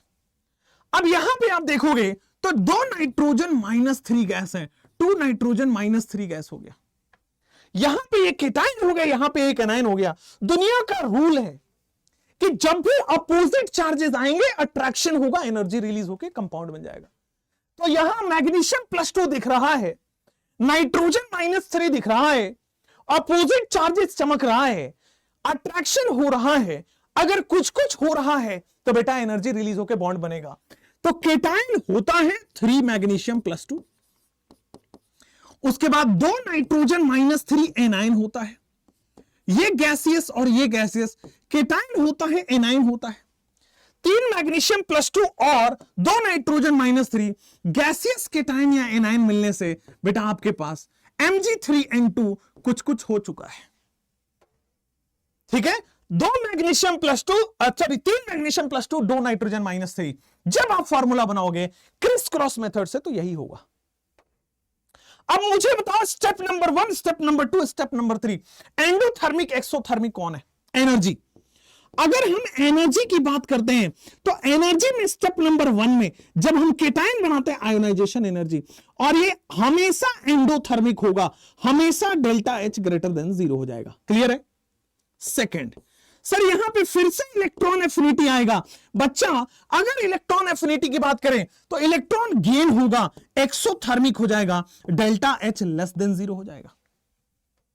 फिर तीसरे की बात करते हैं तो क्या ये लैटिस एनर्जी होगा? तो क्या ये लैटिस एनर्जी होगा? तो सर लैटिस एनर्जी होगा, एक्सोथर्मिक हो गया। एक्सोथर्मिक का मतलब डेल्टा एच लेस देन 0 होगा, और यहीं पे आप पकड़ पा रहे हैं गलत है ये, है ना? क्योंकि सर जब भी पॉलीवैलेंट एनायन बनाते हैं, पॉलीवैलेंट एनायन बनाएंगे, इलेक्ट्रॉन एफिनिटी, या जिसको हम क्या बोल दें, इलेक्ट्रॉन गेन इंथैल्पी बोल दो। हम यहां पे इलेक्ट्रॉन गेन इंथैल्पी की टर्म से लेके चल रहे हैं, इलेक्ट्रॉन गेन इंथैल्पी वाला टर्म। तो ये एक्सोथर्मिक ना होके एंडोथर्मिक हो जाता है। जब हम पॉलीवैलेंट एनायन बनाते हैं एंडोथर्मिक हो जाता है, delta H greater than 0। Polyvalent anion बनाते हैं तो एंडोथर्मिक हो जाता है, डेल्टा एच लेस देन 0 हो जाता है। Right all steps and energy involved in magnesium nitride formation. अब यहीं तक इसको रखेंगे। अब एक नोट पॉइंट आपको डलवाता हूं। इस नोट पॉइंट के बाद कुछ आयोनिक कैरेक्टर के सवाल आएंगे। आपको यह अंडरस्टैंडिंग बनाया है कि क्या किस किस तरह से आयनिक बॉन्ड बनता है। मेरा एम पता है क्या है, आपको मैं विजुअलाइज कराऊं कि सर आयनिक कंपाउंड इस पहले केटाइन का लॉस हो रहा, सॉरी पहले इलेक्ट्रॉन का लॉस हो रहा होगा, केटाइन बन रहा होगा, इलेक्ट्रॉन का गेन होके एनाइन बन रहा होगा, फिर जब केटाइन बन चुका है स्टेप 1 में, एनाइन बन चुका है स्टेप 2 में, तो दोनों आपस में मिलकर लैटिस बना रहे होंगे। तो ये विजुअलाइजेशन आपको करना है, और ये भी फील लेनी है कि सर पहले में बहुत ज्यादा इलेक्ट्रॉन देने पर पहले में बहुत ज्यादा एनर्जी देने पर इलेक्ट्रॉन लॉस हो रहा होगा, एंडोथर्मिक। दूसरे में अगर एक इलेक्ट्रॉन की बात है तो एक्सोथर्मिक, बट 2 इलेक्ट्रॉन 3 इलेक्ट्रॉन की बात है तो एंडोथर्मिक। तीसरे में लैटिस बनेगा, अट्रैक्शन बनेगी, एनर्जी रिलीज होगी, कोई प्रॉब्लम नहीं है, आगे बढ़ सकते हैं। नेक्स्ट, अब जब हमने यहां तक किया है तो थर्ड ऑप्शन आपके पास आ जाते हैं। थर्ड ऑप्शन यहां पे आ जाते हैं कि सर नोट, एक आयनिक कंपाउंड के ऊपर नोट डालेंगे, ठीक है ना। नोट कहता है कि आयनिक bond is not a bond. थोड़ा सा दिमाग अब चक्कर खाएगा। आयनिक बॉन्ड एक बॉन्ड नहीं है, it's simply a force of attraction. Ionic bond is not a bond, it's a force of attraction. Ionic bond is not a bond. Bond तो वहां बोलेंगे जब बेटा दोनों ओवरलैपिंग हो रही है। आयनिक bond is not a bond, it is simply force of attraction. It is simply force of attraction. Ionic bond is not a bond. It is simply force of attraction. Force of attraction कैसा होगा? ये एक force of attraction है, that is electrostatic force of attraction. It is simply a force of attraction, that is electrostatic force of attraction. आपने physics में पढ़ा होगा कि जब भी चार्जेस आ गए हैं तो चार्जेस के बीच में इलेक्ट्रोस्टैटिक फोर्स लगता है, Q1 Q2 upon R square. तो आयनिक बॉन्ड उसी फोर्स ऑफ अट्रैक्शन के बारे में बोलते हैं। अब बहुत सारे बच्चे ना उछल गए, अपने मन में उछल गए कि सर अब देखो यार, अब आपने पढ़ा है बॉन्ड, अब आप बोल रहे हो फोर्स, अब आप ही डिसाइड कर लो कि सही कौन है गलत कौन है।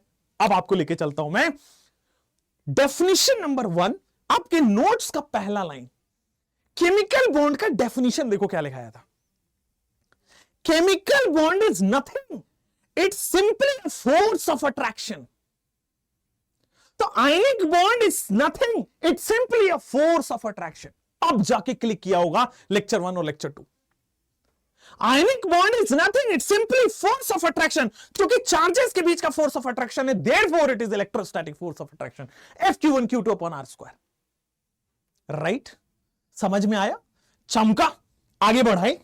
आओ भाई, एक और चीज, आयनिक bond is simply a force of attraction. आइए, जब हम लैब में किसी भी बॉन्ड को मेजर करते हैं, बॉन्ड को मेजर करने का मतलब बताता हूं। अब हम मान लो NaCl को लेकर लैब में चले गए और उसे पता किया कि इसमें आयनिक कैरेक्टर कितना है, कोवलेंट कैरेक्टर कितना है। जब मैंने पता किया एमजीओ को लेके इसमें आयनिक कैरेक्टर कितना है, कोवलेंट कैरेक्टर कितना है, मैग्नीशियम नाइट्राइड को लेके इसमें आयनिक कितना है, कोवलेंट कैरेक्टर कितना है, सरप्राइजिंग रिजल्ट आया है कि neither bond is 100% ionic nor a bond is 100% covalent. कोई भी बॉन्ड 100% आयनिक नहीं हो सकता, 100% कोवलेंट नहीं हो सकता। ज्यादातर आयनिक होता है, ज्यादातर कोवलेंट होता है। मैं ज्यादातर का मतलब समझाता हूं। मान लीजिए मैं NaCl की बात कर रहा हूं, अभी लिखाऊंगा अच्छे से, पहले समझ लीजिए। तो NaCl में 90% आयनिक कैरेक्टर है, 10% कोवलेंट कैरेक्टर आता है। ठीक है, मतलब मैं एग्जांपल के तौर पे MgO की बात कर रहा हूं, इसमें 85% आयनिक कैरेक्टर है और 15% कोवलेंट कैरेक्टर है। तो जो भी कैरेक्टर ज्यादा है उसी के हिसाब से बॉन्ड बोल देते हैं। आयनिक कैरेक्टर ज्यादा है, that means this is ionic bond. Ionic character ज्यादा है, this is simply nothing but ionic bond. यहां कोवलेंट कैरेक्टर ज्यादा है, this is nothing but a covalent bond. खत्म। समझ पा रहे? आयनिक जो भी कैरेक्टर ज्यादा होगा उस हिसाब से हम बॉन्ड नापते हैं। हम जैसे मैं बोलता हूं H2 बॉन्ड, वो 100% कोवलेंट नहीं है, उसमें आयनिक कैरेक्टर भी है, कोवलेंट कैरेक्टर भी है। हां, कोवलेंट कैरेक्टर ज्यादा है। समझे बात को?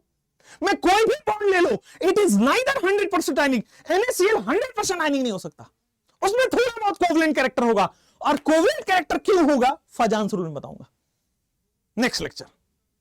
आयनिक बॉन्ड में कोवलेंट कैरेक्टर क्यों होता है, इसका एक्सप्लेनेशन फजांस रूल ने दिया था। किसी भी आयनिक बॉन्ड में कोवलेंट कैरेक्टर क्यों हुआ, यह फजांस रूल से एक्सप्लेनेशन आता है। आपको कल के लेक्चर के लिए वेट करना पड़ेगा।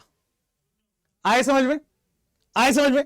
चलो, तो अब यहां पे पहले नोट पॉइंट को लिखो कि experimentally it has been seen. Lab में जाके एक्सपेरिमेंट में हमने सुना, देखा कि भाई कोई भी बॉन्ड 100% आयनिक नहीं है, 100% कोवलेंट ही है। लिखो अब इस बात को कि experimentally it has been seen, experimentally it has been seen that neither कोई भी bond, neither a bond is 100% ionic,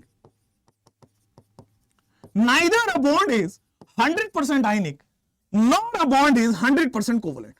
अब देखो मैं पूरा ऑफलाइन की तरफ पढ़ा रहा हूं, nor a bond is 100% covalent, वरना मैं स्लाइड लेके आता, एक दो एग्जांपल लेके आता और खत्म कर देता, आपको पता भी नहीं लगता।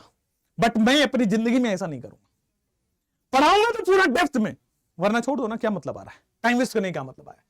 Experimentally it has been seen that neither a bond is 100% ionic nor a bond is 100% covalent। एक बॉन्ड 100% आयनिक नहीं है, एक बॉन्ड 100% कोवलेंट नहीं होता। अब मैं यहां पे आपको किसी भी बॉन्ड में आयनिक कैरेक्टर कैसे निकालते हैं वो बता रहा हूं, और किसी भी बॉन्ड में कोवलेंट कैरेक्टर कैसे निकालोगे वो फजांस रूल में बताएंगे। आयनिक कैरेक्टर होता है every bond has some ionic character and some covalent character. Every bond has every bond has some percent of ionic character and some percent of covalent character। every bond has some percent of ionic character and some percent of covalent character। Her bond के पास some percent of ionic character and some percent of covalent character है। every bond has some percent of ionic character and some percent of covalent character। Percent ionic character आप कैसे निकालोगे ये मैं यहां बता रहा हूं। परसेंट कोवलेंट कैरेक्टर का डिटर्मिनेशन तो नहीं, बट परसेंट कोवलेंट कैरेक्टर की डिस्कशन जो है वो आएगी फजांस रूल में। तो percent ionic character is equal to किसी भी बॉन्ड में, मान लीजिए मुझे NaCl का बॉन्ड का आयनिक कैरेक्टर निकालना है, तो वो इस फॉर्मूले से निकलता है। कैसे निकलता है देखो, सोडियम का आप ले लो इलेक्ट्रोनेगेटिविटी, वो होती है 0.9, ठीक है। क्लोरीन की इलेक्ट्रोनेगेटिविटी ले लो, वो होती है 3। इन दोनों का इलेक्ट्रोनेगेटिविटी डिफरेंस मतलब डेल्टा ईएन इज 2.1। किसी भी बॉन्ड का आयनिक कैरेक्टर निकालना हो तो आपको सबसे पहले इलेक्ट्रोनेगेटिविटी डिफरेंस निकालना पड़ेगा बॉन्ड का, ठीक है। तो और फॉर्मूले में रखना पड़ेगा 16 into delta EN plus 3.5 into delta EN का square. 16 into delta EN plus 3.5 into delta EN का स्क्वायर। आइए समझते हैं परसेंट आयनिक कैरेक्टर। आइए समझते हैं percent ionic character 16 into delta EN plus 3.5 into delta EN का स्क्वायर। किसी भी बॉन्ड में आयनिक कैरेक्टर कोवलेंट कैरेक्टर निकालने के लिए सिंपली डेल्टा एन निकालिए, 16 से मल्टीप्लाई करिए, प्लस डेल्टा एन का स्क्वायर करिए, 3.5 से मल्टीप्लाई करके ऐड कर दीजिए, परसेंट आयनिक कैरेक्टर निकल जाएगा।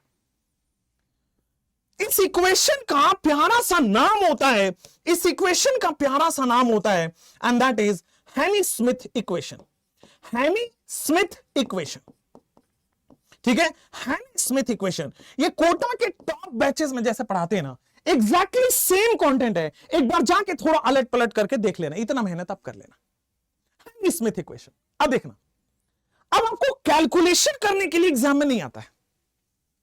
एग्जाम में कभी भी इनऑर्गेनिक के क्वेश्चन में कैलकुलेशन नहीं आएगा कि बताओ परसेंट आयनिक कैरेक्टर कितना है, परसेंट कोवलेंट कैरेक्टर कितना है। आपके एग्जाम में क्वेश्चन आएंगे कि आपको वैरी करके बताना है, इंक्रीजिंग और डिक्रीजिंग ऑर्डर बताना है। परसेंट आयनिक कैरेक्टर में आपको बताना होगा कि किसका ज्यादा है किसका कम है। लेट्स फोकस देयर, हम वहां फोकस करते हैं हैनी स्मिथ इक्वेशन में। इसको मैं मिटा रहा हूं और हैनी स्मिथ इक्वेशन को और थोड़ा सा एग्जाम पॉइंट ऑफ व्यू से आपको सजेस्ट करता हूं। देखना यहां पे आओ, तो क्या मैं इसको इस इक्वेशन से ऐसा लिख सकता हूं कि percent ionic character is directly proportional to delta EN. क्या ये बात आप डाइजेस्ट कर पा रहे हो कि मैं इस फॉर्मूले को देख के बस सिंपली रिलेशन निकाल के रख दिया आपके सामने कि what is percent ionic character that is directly proportional to delta EN. ये रहा आपके स्क्रीन पे, percent ionic character is directly proportional to delta EN. मतलब जिस भी बॉन्ड का इलेक्ट्रोनेगेटिविटी डिफरेंस ज्यादा होगा वो ज्यादा आयनिक होगा। वो ज्यादा आयनिक क्यों होगा? क्योंकि उसका आयनिक कैरेक्टर ज्यादा होगा। ये फॉर्मूले से दिख रहा है। कैलकुलेशन नहीं आएगा आपके सिलेबस में, आएगा क्या? वो आएगा ये वाला relation, and relation is VVIP. आप इसको स्टार लगा के रख लो, ये रिलेशन बहुत इंपॉर्टेंट है। 2018 2019 दोनों साल रेगुलर रिपीट हुआ इस पे क्वेश्चन, रेगुलर। चलो नेक्स्ट आपको क्वेश्चंस कराता हूं। यार इतनी गर्मी लग रही है, लेट मी कॉल अगेन।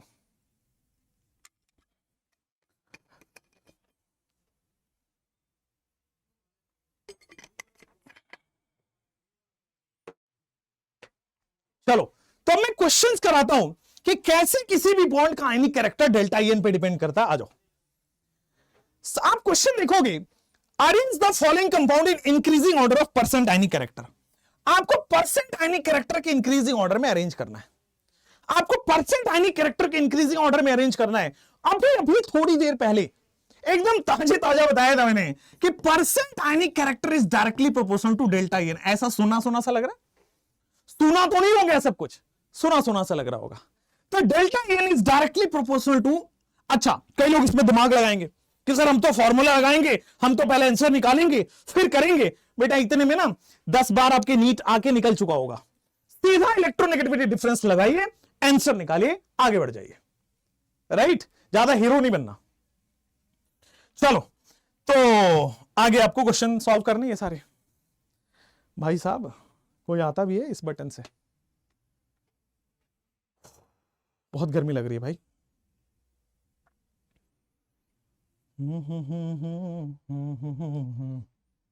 चलो तो आपके पास मैं क्वेश्चन कराता हूं। देखो आपको दिख रहा होगा कि sir lithium is common, lithium सब में कॉमन है। तो इसका मतलब जितना ज्यादा इलेक्ट्रोनेगेटिविटी उतना ज्यादा ही डेल्टा एन, और उतना ज्यादा परसेंट आयनिक कैरेक्टर, उतना ज्यादा आयनिक बॉन्ड। इस बॉन्ड ये पूछ रहा है LiF, LiCl, LiBr, LiI, इसमें कौन ज्यादा आयनिक है, कौन ज्यादा कोवलेंट है। और आपको 10 सेकेंड लगना चाहिए इस क्वेश्चन को सॉल्व करने में। जब आप मेरे पास आए हो तो इसका कुछ फायदा तो उठाओ। वही आप 10 मिनट में लगाओगे, एक एक क्वेश्चन करोगे 2-2 मिनट में। इतना टाइम में एग्जाम नहीं, इतना एग्जाम में टाइम नहीं होता, बहुत कम टाइम है, उसमें बहुत सारे सवाल करने। कुछ ऐसे टेक्निक्स लगाइए, सीधा आंसर आएगा। यहां हो, sodium is common, sodium common, A9 पे फोकस करो। जितना ज्यादा इलेक्ट्रोनेगेटिव उतना ज्यादा आयनिक कैरेक्टर। तो सोडियम कॉमन है, एनाइन पे फोकस करो। जितना ज्यादा इलेक्ट्रोनेगेटिव उतना ज्यादा आयनिक character. I hope you got this point. Third question, similarly magnesium common है, तो जितना ज्यादा इलेक्ट्रोनेगेटिविटी उतना ज्यादा आयनिक कैरेक्टर। तो जितना ज्यादा इलेक्ट्रोनेगेटिविटी उतना ज्यादा आयनिक character. I hope you got the point. अब इस दोनों में देखो, इन दोनों में देखोगे तो फ्लोरीन कॉमन है। ये 3 क्वेश्चन और ये 2 क्वेश्चन में डिफरेंस है। ये 3 क्वेश्चन और ये 2 क्वेश्चन में बहुत डिफरेंस है। इनफैक्ट मैं एक काम करता हूं, पहले इन 3 क्वेश्चन की बात करता हूं और फिर मैं इन 2 क्वेश्चन की बात करूंगा। आओ भाई, पहले इन 3 क्वेश्चन की बात करता हूं, फिर मैं इन 2 क्वेश्चन की बात करता हूं।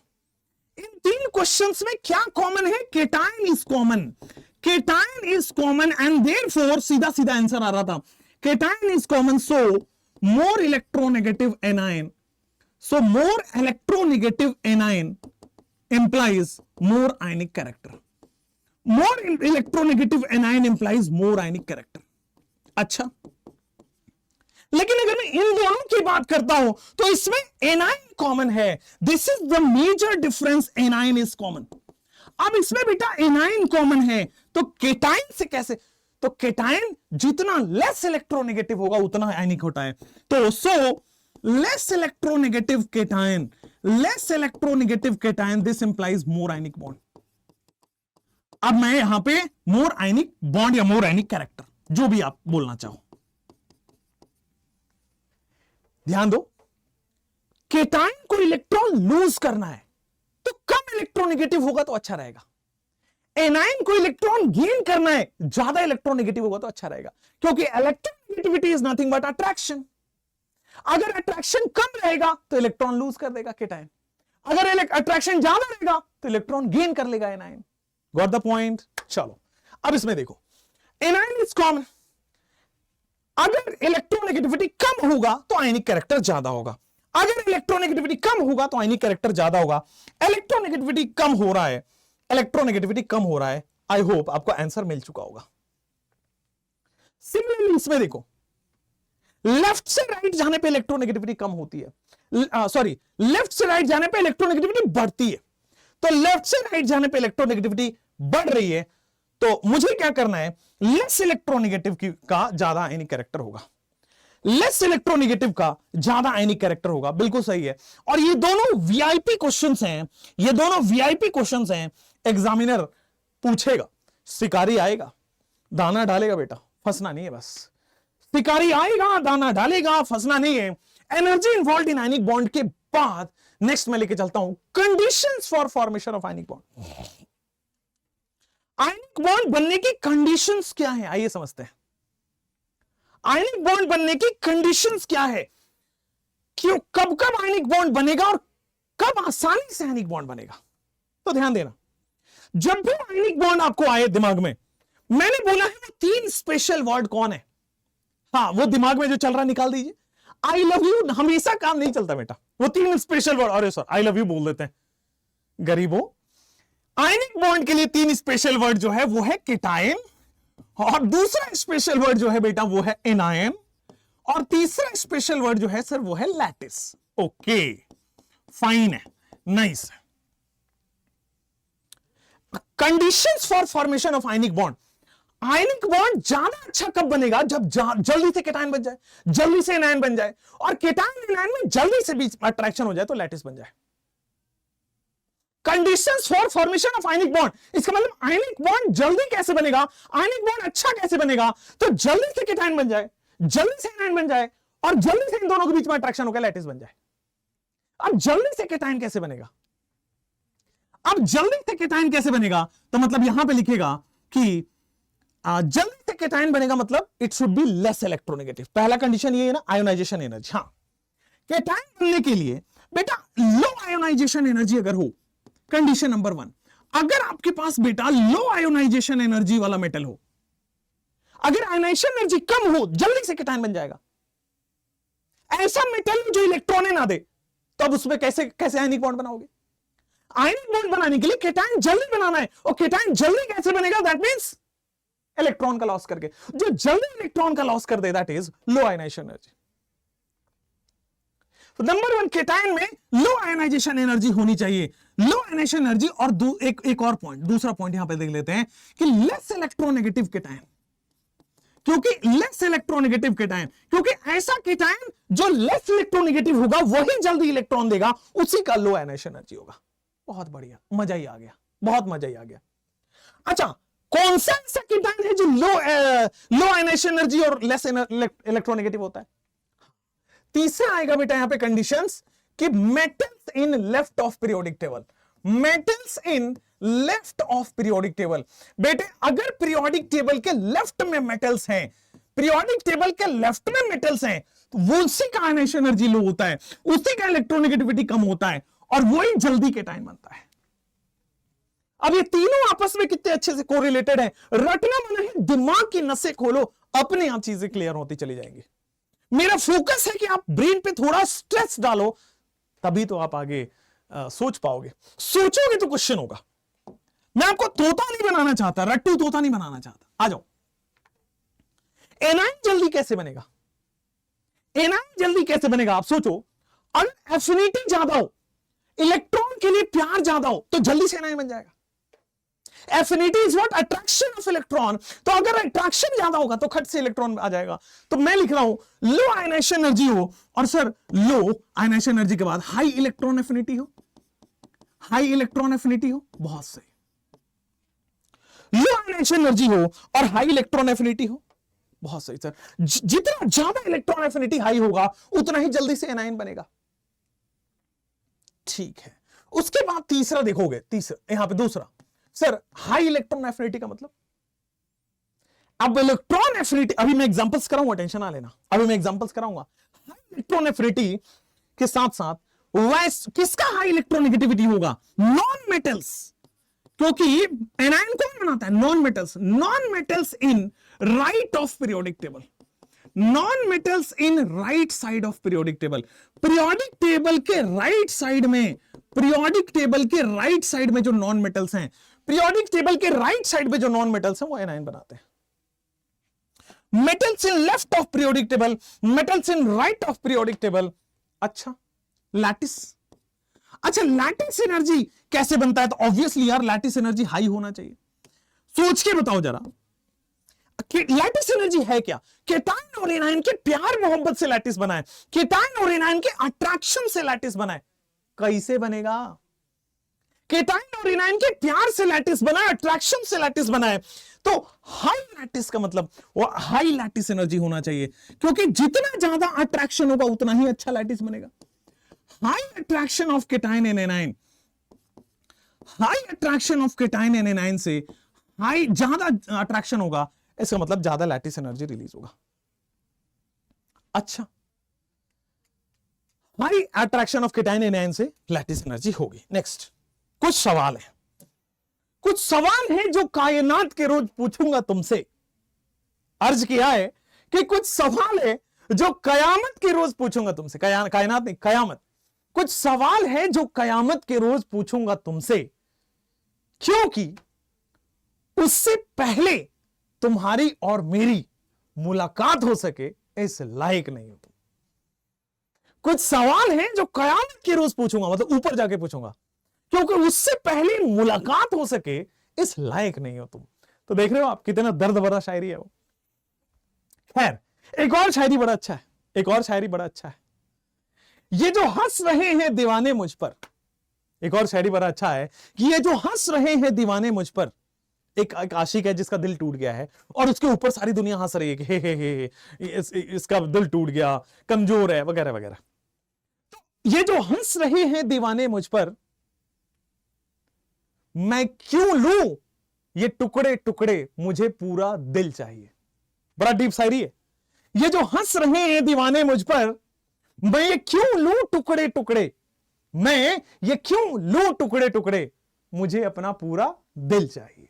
ध्यान दीजिए, बड़ा अच्छा बात है कि मैं टुकड़े हुए दिल क्यों चाहिए। बेचारे बोल रहे हैं कि मेरा दिल टूट चुका है, बट ये मैं टूटा हुआ दिल क्यों लूं, मुझे मेरा पूरा दिल चाहिए। क्या बात है, नाइस है ना।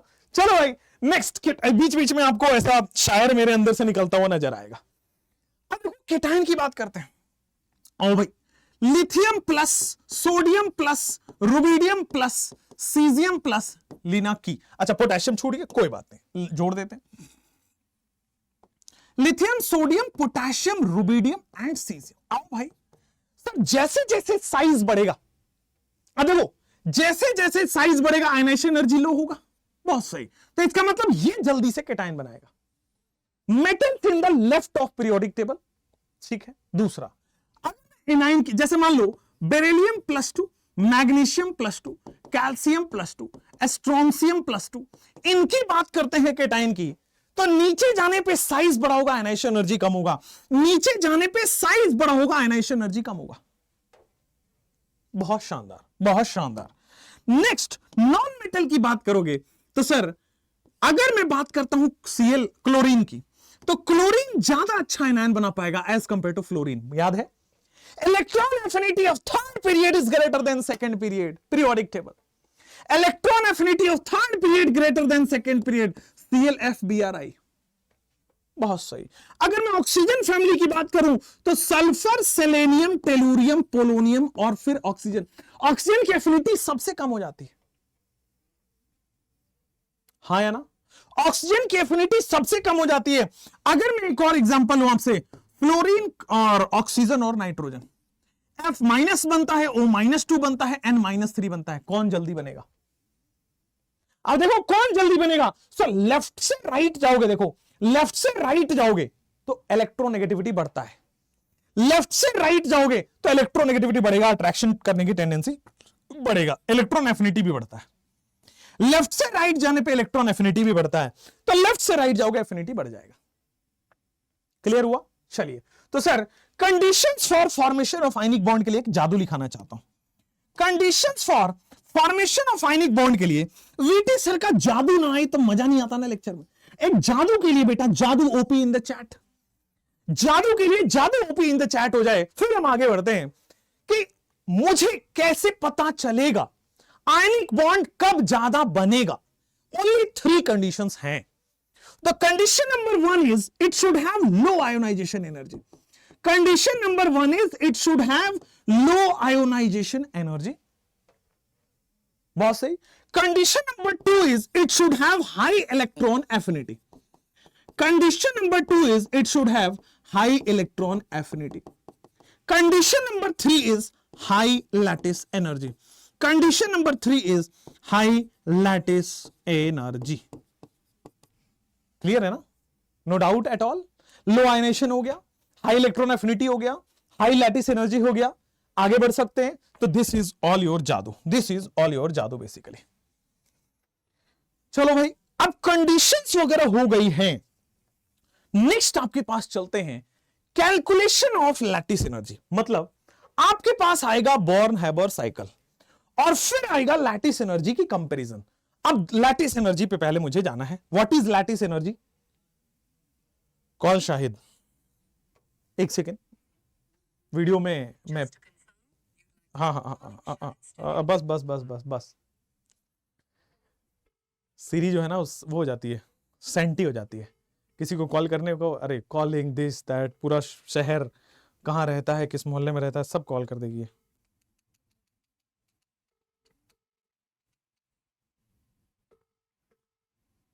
ला ला ला ला ला ला ला। भाई इस पानी और एसी चलवा दो यार। चलो तो पानी तो दे दो, ठीक है।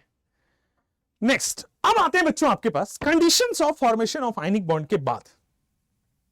Conditions of formation of ionic bond के बाद इसका तो हो गया एक स्लाइड में कैलकुलेशन ऑफ लैटिस एनर्जी। अब मैं यहां पे सबसे पहले आपको 3 डेफिनेशन लिखाऊंगा। लैटिस एनर्जी की कैलकुलेशन के लिए पहले आपको बेटा 3 डेफिनेशन समझना है। पहला डेफिनेशन आएगा आपके पास कि लैटिस एनर्जी क्या है भाई। अभी तक तो सर हम पढ़े जा रहे हैं, बट ये लैटिस एनर्जी क्या है, इसके बारे में थोड़ी प्रकाश डाली जाए। अब प्रकाश डालें या ज्योति डालें, आप समझ लेना अपने हिसाब से। लेकिन भाई साहब लैटिस एनर्जी की डेफिनेशन अभी करेंगे एंड देन देयर आफ्टर हम पढ़ने वाले enthalpy of formation. Then thereafter हम पढ़ने वाले बेटा second definition is enthalpy of formation. Enthalpy of formation, और इंथैल्पी ऑफ फॉर्मेशन के बाद एक पढ़ना पड़ेगा दैट इज हेस लॉ। ये 3 डेफिनेशन पढ़ते हैं, बिना उसके बॉर्न-हैबर साइकिल हम पढ़ ही नहीं सकते। बिना ये बेसिक्स कवर किए हुए हम बॉर्न-हैबर साइकिल नहीं पढ़ सकते। तो आइए सबसे पहले हम लैटिस एनर्जी की बात करते हैं। अभी तक हम लैटिस एनर्जी रिलीज हो रहा है, एक्सोथर्मिक है, लैटिस एनर्जी क्या है, ये सब बता चुके, डेफिनेशन नहीं लिखा होगा। इसी दिन का इंतजार था, जिस दिन का था इंतजार, वो घड़ी आ गई है। Lattice energy. अब लैटिस एनर्जी क्या है, ध्यान दीजिएगा। लैटिस क्या है?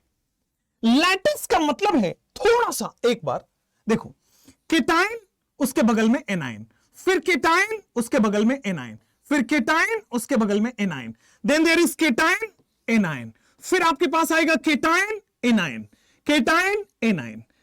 ये जो केटाइन और एनाइन के मिलने से, अट्रैक्शन से, ये जो केटाइन और एनाइन के मिलने से, इनफैक्ट आप कह रहे हो अट्रैक्शन से, केटाइन और एनाइन के मिलने से, केटाइन और एनाइन के अट्रैक्शन से, ध्यान दो, माइनस प्लस माइनस प्लस है ना, plus minus plus minus plus minus minus plus minus plus minus plus, ओहो, केटाइन और एनाइन के मिलने से, केटाइन और एनाइन के अट्रैक्शन से ये जो सॉलिड स्ट्रक्चर बन गया, इसको कहते हैं lattice.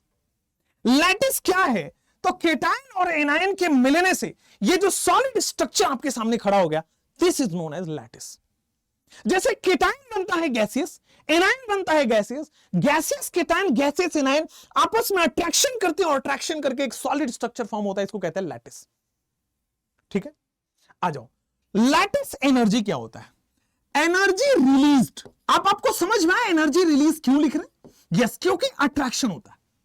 Energy released when 1 mole gaseous cation, when 1 mole gaseous cation, when 1 mole gaseous cation and gaseous anion, when 1 mole gaseous cation and gaseous anion comes together, वो पास आते हैं, comes together due to attraction।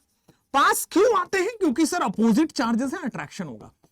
comes together due to attraction to form bond।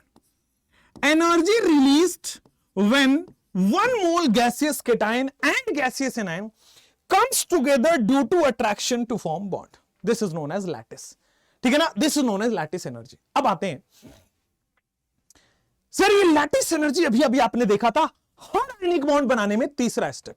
ठीक है, अब आते हैं enthalpy of formation. अब आते हैं बच्चों आपके लिए इंथैल्पी ऑफ फॉर्मेशन में।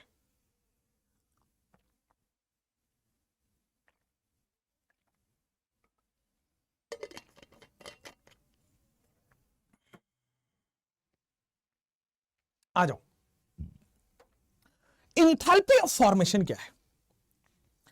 कोई भी रिएक्शन अगर 1 मोल प्रोडक्ट बनाए, कंडीशन नंबर 1, अगर रिएक्शन कोई भी हो, अगर वो 1 मोल प्रोडक्ट बना रहा है, ध्यान दीजिएगा, when 1 mole product is formed, when 1 mole product is formed, जब हमारे पास रिएक्टेंट और प्रोडक्ट में, प्रोडक्ट साइड में 1 mole product is formed from its constituent elements, इसका भी मतलब समझाता हूं, from its constituent elements, from its constituent elements का मतलब समझाना जरा। सर अगर मुझे एग्जांपल यहां पे लेता हूं मैं, वाटर बनाना है, वाटर का 1 मोल ही बनना चाहिए प्रोडक्ट में, और अपने कॉन्स्टिट्यूएंट एलिमेंट से बना है, मतलब हाइड्रोजन और ऑक्सीजन से मिलकर बना है, मतलब हाइड्रोजन और ऑक्सीजन के मिलने से बना। When 1 mole product is formed from its constituent elements, 1 mole product बनेगा अपने constituent एलिमेंट से मिलकर बनेगा। When 1 mole product is formed from its constituent elements, when 1 mole product is formed from its constituent elements and constituent element should be, और जो constituent element है, constituent element should be in pure form, constituent element should be in pure form, when 1 mole in pure, when constituent element should be in pure form slash, constituent element बेटा आपके pure form में होना चाहिए, slash naturally occurring, या तो pure form में हो या तो नेचुरली अकरिंग फॉर्म में हो। कंस्टिट्यूएंट एलिमेंट या तो प्योर फॉर्म में हो या तो नेचुरली अकरिंग फॉर्म में हो। अब हाइड्रोजन नेचर में कैसे मिलता है? तो सर हाइड्रोजन नेचर में गैसियस फॉर्म में मिलता है, H2 गैस। ऑक्सीजन नेचर में कैसे मिलता है? तो सर ऑक्सीजन नेचर में बेटा मिलता है O2 गैस के फॉर्म में।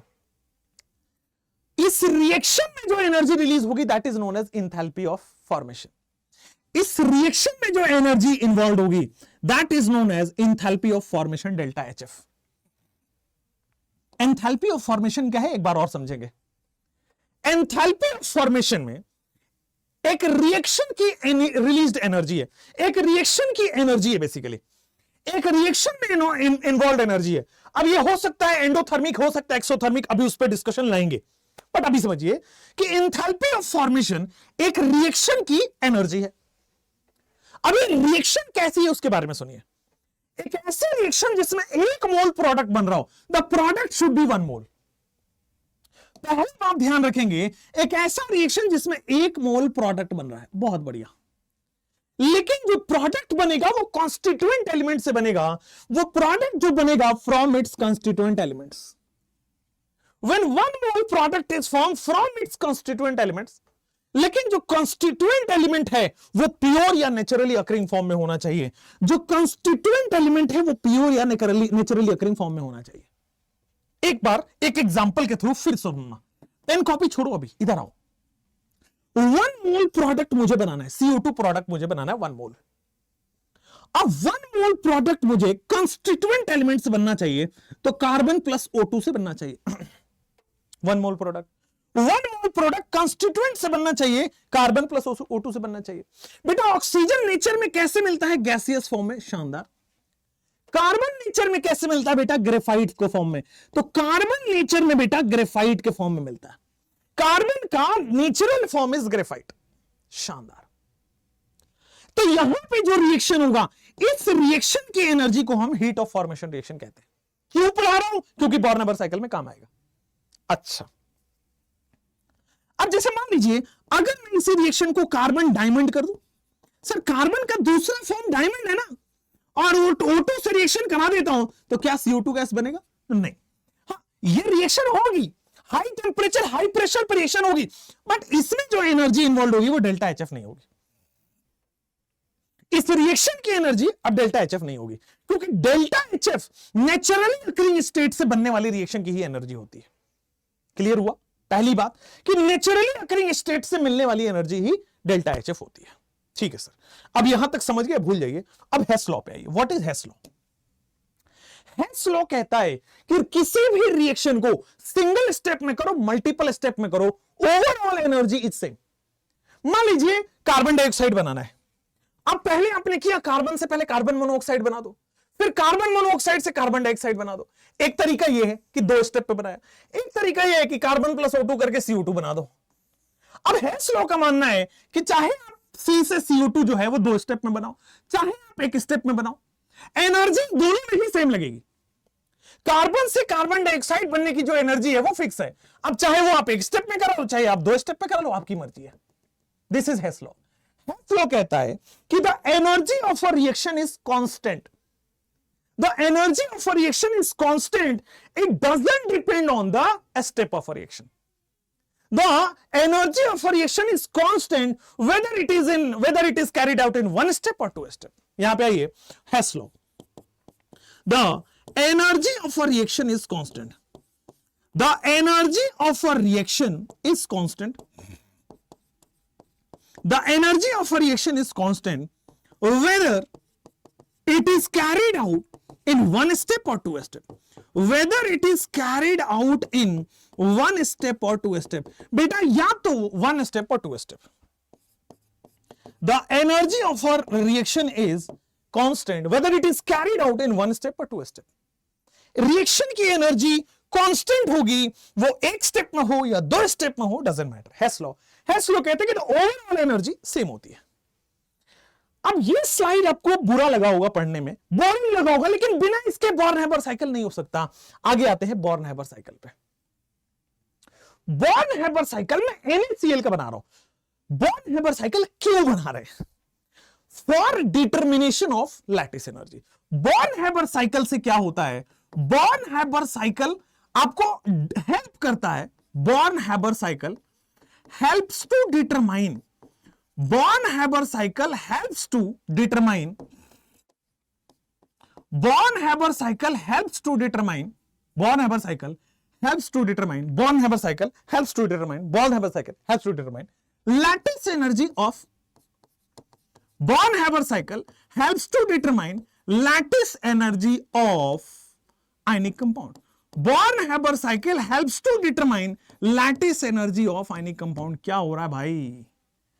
Born-Haber cycle helps to determine lattice energy of ionic compound. किसी भी आयनिक कंपाउंड की लैटिस एनर्जी निकालनी है तो बॉर्न-हैबर साइकिल से निकल जाता है। आइए अब ये बॉर्न-हैबर साइकिल बनाते कैसे हैं उसके लिए मैं कुल मिला के 2 स्टेप बताऊंगा। दुनिया का हर बॉर्न-हैबर साइकिल इस 2 स्टेप से क्लियर हो जाएगा। चाहे आप बॉर्न-हैबर साइकिल यहां पढ़ो चाहे थर्मोकेमिस्ट्री में पढ़ो, बेटा बात एक ही। आइए स्टेप नंबर 1 NaCl मुझे बनाना है। तो ध्यान दीजिए, मुझे सबसे पहले फॉर्मेशन वाला रिएक्शन लिखना होगा। मुझे NaCl बनाना है तो मुझे सबसे पहले फॉर्मेशन वाला रिएक्शन लिखना होगा। जो भी बॉर्न-हैबर साइकिल बनाना है, क्वेश्चन में दिया होगा NaCl का बनाना है कि MgO का बनाना है, किसका बनाना है। तो क्वेश्चन में दिया होगा कि NaCl का आपको बॉर्न-हैबर साइकिल बनाना है, क्योंकि बॉर्न-हैबर साइकिल बनाओगे तो लैटिस एनर्जी निकल जाएगा। और बॉर्न-हैबर साइकिल बनाने के लिए 2 स्टेप। सबसे पहला स्टेप में फॉर्मेशन रिएक्शन लिखिए। फॉर्मेशन रिएक्शन के लिए सिखाया है प्रोडक्ट हमेशा 1 मोल होना चाहिए। प्रोडक्ट बेटा हमेशा 1 मोल होना चाहिए। NaCl सॉलिड, NaCl लिख दिया 1 मोल। अब फॉर्मेशन रिएक्शन की बात है कि जो ये रिएक्शन होगा वो कॉन्स्टिट्यूएंट एलिमेंट से मिलकर होगा। जो ये रिएक्शन होगा वो कॉन्स्टिट्यूएंट एलिमेंट से मिलकर होगा, मतलब Na सोडियम जो है और क्लोरीन से मिलकर बना होगा। क्लोरीन Cl2 के फॉर्म में रहता है। फॉर्मेशन रिएक्शन के लिए कंडीशन डाल दी थी, है ना? फॉर्मेशन रिएक्शन के लिए कंडीशन डाल दी थी कि सर हमेशा नेचुरली अकरिंग स्टेट से बनना चाहिए। फॉर्मेशन रिएक्शन यही था ना, 1 मोल प्रोडक्ट बनना था, कंस्टिट्यूएंट एलिमेंट से बनना था और इसके अपने नेचुरली अकरिंग स्टेट। अब देखो ये सोडियम है भाई, सोडियम मेटल है और मेटल नेचर में कैसे मिलता है? सॉलिड फॉर्म में। लोहा मेटल है ना, आयरन नेचर में कैसे मिलता है? सॉलिड फॉर्म में। बड़ा सिंपल है। तो sodium is in solid form, चमक गया। क्लोरीन नेचर में गैसियस फॉर्म में होता है। फ्लोरीन और क्लोरीन गैस होते हैं। ब्रोमीन जो होता है लिक्विड होता है, आयोडीन जो होता है सॉलिड होता है। तो क्लोरीन जो है नेचर में गैसियस फॉर्म में होता है, Cl2 गैस। फॉर्मेशन रिएक्शन सबसे पहला स्टेप लिखना है, वो कैसे लिखना है? 1 मोल प्रोडक्ट बनेगा, वो भी अपने कंस्टिट्यूएंट एलिमेंट से बनेगा और कंस्टिट्यूएंट एलिमेंट नेचुरली अकरिंग में होने चाहिए। तो कंस्टिट्यूएंट एलिमेंट सोडियम मेटल है, मेटल हमेशा सॉलिड मिलता है। लोहा मेटल है, लोहा सॉलिड मिलता है। क्लोरीन गैस के फॉर्म में नेचर मिलता है, मिल गया। अब मैं इसको बैलेंस करता हूं। फॉर्मेशन रिएक्शन बेटा हमेशा बैलेंस लिखी जाती है, तो मैंने इसको बैलेंस कर दिया। स्टेप नंबर 1, हमेशा 2 स्टेप में बॉर्न-हैबर साइकिल हो जाएगा। स्टेप नंबर 1 में क्या करना है आपको? फॉर्मेशन रिएक्शन लिखना है। स्टेप नंबर 2 में आयनिक कंपाउंड कैसे बनता है वो लिखना है। स्टेप नंबर 1 में आयनिक कंपाउंड बनाने के लिए मैंने क्या किया सर? आयनिक कंपाउंड बनाने के लिए मैंने फॉर्मेशन रिएक्शन लिख दी। स्टेप नंबर 2 में आयनिक कंपाउंड बनता कैसे? आयनिक कंपाउंड बनता है केटाइन से, एनाइन से और लैटिस बना के। तो आ जाओ। तो सर सबसे पहले मैं क्या करूंगा? आयनिक कंपाउंड बनाने का दूसरा तरीका Na+ गैसियस, याद आया केटाइन। फिर देखो सर Cl- गैसियस, याद आया एनाइन। तो केटाइन वो बन गया, एनाइन वो बन गया। ये दोनों के बनने के बाद ये दोनों मिलके बेटा लैटिस एनर्जी रिलीज करके, ये दोनों मिलके और बेटा लैटिस एनर्जी रिलीज करते हैं और इससे आयनिक कंपाउंड बनता है। गैसियस केटाइन, गैसियस एनाइन, ये दोनों मिलके और लैटिस एनर्जी रिलीज करते हैं। तो 2 ही स्टेप में बॉर्न-हैबर साइकिल क्लियर हो जाता है। स्टेप नंबर 1 में फॉर्मेशन रिएक्शन लिखना है। स्टेप नंबर 2 में आपको गैसियस केटाइन एनाइन वाला रिएक्शन लिखना है। 2 ही तरीका है आयनिक कंपाउंड बनाने का। अब हमें क्या करना है बेटा? इन दोनों को रिलेट कर देना है। ध्यान दीजिए, सोडियम सॉलिड है और मुझे सोडियम प्लस गैस में जाना है। तो सबसे पहले हम क्या करते हैं सर? यहां पे सब्लिमेशन एनर्जी देते हैं। SE का मतलब सब्लिमेशन एनर्जी। सब्लिमेशन एनर्जी क्या करता है? सीधा सॉलिड से गैस बना देता है। सब्लिमेशन एनर्जी का काम है कि सीधा सॉलिड से गैस बना दिया। अब सर Na गैस बन चुका है, यहां पे आप IE1 दोगे, आयोनाइजेशन एनर्जी 1, और उसमें क्या हो जाएगा? Na+ गैस बन जाएगा। IE1 बन जाएगा और आपके पास Na+ गैस बन जाएगा। अगला सवाल ध्यान दीजिए, सर मुझे Cl2 नहीं चाहिए। क्यों? क्योंकि सर Cl2 नहीं, मुझे Cl- एक क्लोरीन चाहिए। तो सबसे पहले बॉन्ड तोड़ो। तो मैंने क्या किया? जो भी स्टोइकोमेट्री है ना, स्टोइकोमेट्री से मल्टीप्लाई करना पड़ेगा, हाफ बॉन्ड एनर्जी देना पड़ेगा। Half bond energy, half bond energy देने से क्या हुआ? आपके पास क्लोरीन गैस बनके तैयार हो गया। पहले Cl Cl का बॉन्ड था, मैंने हाफ इंटू बॉन्ड एनर्जी दे दिया, क्योंकि यहां तो 1 था तो हमें स्टोइकोमेट्री से मल्टीप्लाई नहीं करना पड़ा। जो भी स्टोइकोमेट्री है एनर्जी में मल्टीप्लाई होता है। ठीक है सर। अब क्लोरीन गैस से क्लोरीन माइनस गैस आप बना पाओगे, कैसे बना पाओगे? तो सर क्लोरीन गैस से क्लोरीन माइनस गैस में इलेक्ट्रॉन एफिनिटी, कई बार इसको डेल्टा एच इजी मतलब इलेक्ट्रॉन गेन इंथैल्पी भी लिखा जाता है, तो आप लिख सकते हो। तो हमने E1 लगाया, अपना काम हो गया। अब हेड्स लॉ क्या कहता है, थोड़ा गौर से सुनिएगा। हेड्स लॉ कहता है चाहे आपने ये वाली रिएक्शन ली जिसमें delta H H F involve था, हीट ऑफ फॉर्मेशन रिएक्शन, चाहे आपने ये रिएक्शन ऐसे कराई है, रिएक्शन हमेशा, एनर्जी हमेशा कांस्टेंट है। वो कह रहा है कि चाहे तो डेल्टा एच एफ वाली रिएक्शन हो, चाहे तो आप ऐसे बना लो, चाहे तो आप इधर से बना लो। इधर से मतलब सर सब्लिमेशन एनर्जी दो सबसे पहले, प्लस सर उसके बाद आयनाइजेशन एनर्जी 1 दे दो, बहुत बढ़िया, प्लस आपने हाफ इंटू बॉन्ड एनर्जी दिया है, plus half into bond energy के बाद इलेक्ट्रॉन एफिनिटी 1 दिया है, बहुत बढ़िया, प्लस लैटिस एनर्जी दिया है। तो चाहे किसी भी तरह से चाहे आप किसी भी तरह से आयनिक कंपाउंड बनाओ, रिएक्शन का एनर्जी सेम होगा। चाहे आप किसी भी तरह से रिएक्शन बनाओ, एनर्जी विल बी सेम, ये कहता है हेस लॉ।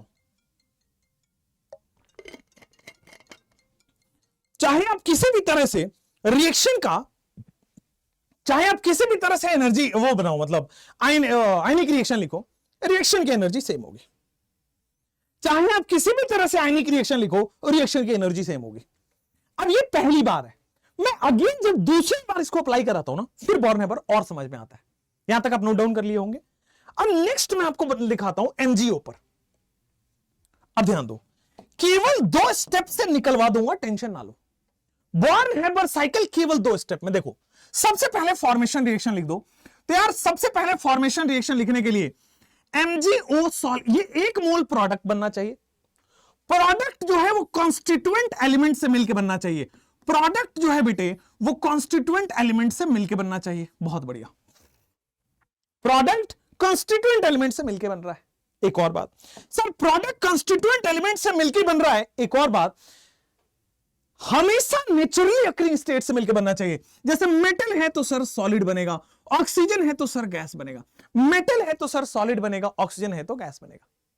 बढ़िया सर, ये जो ऑक्सीजन है तो, क्योंकि नेचुरली अकरिंग स्टेट यही है, हमेशा फॉर्मेशन रिएक्शन जो होती है वो बैलेंस होती है।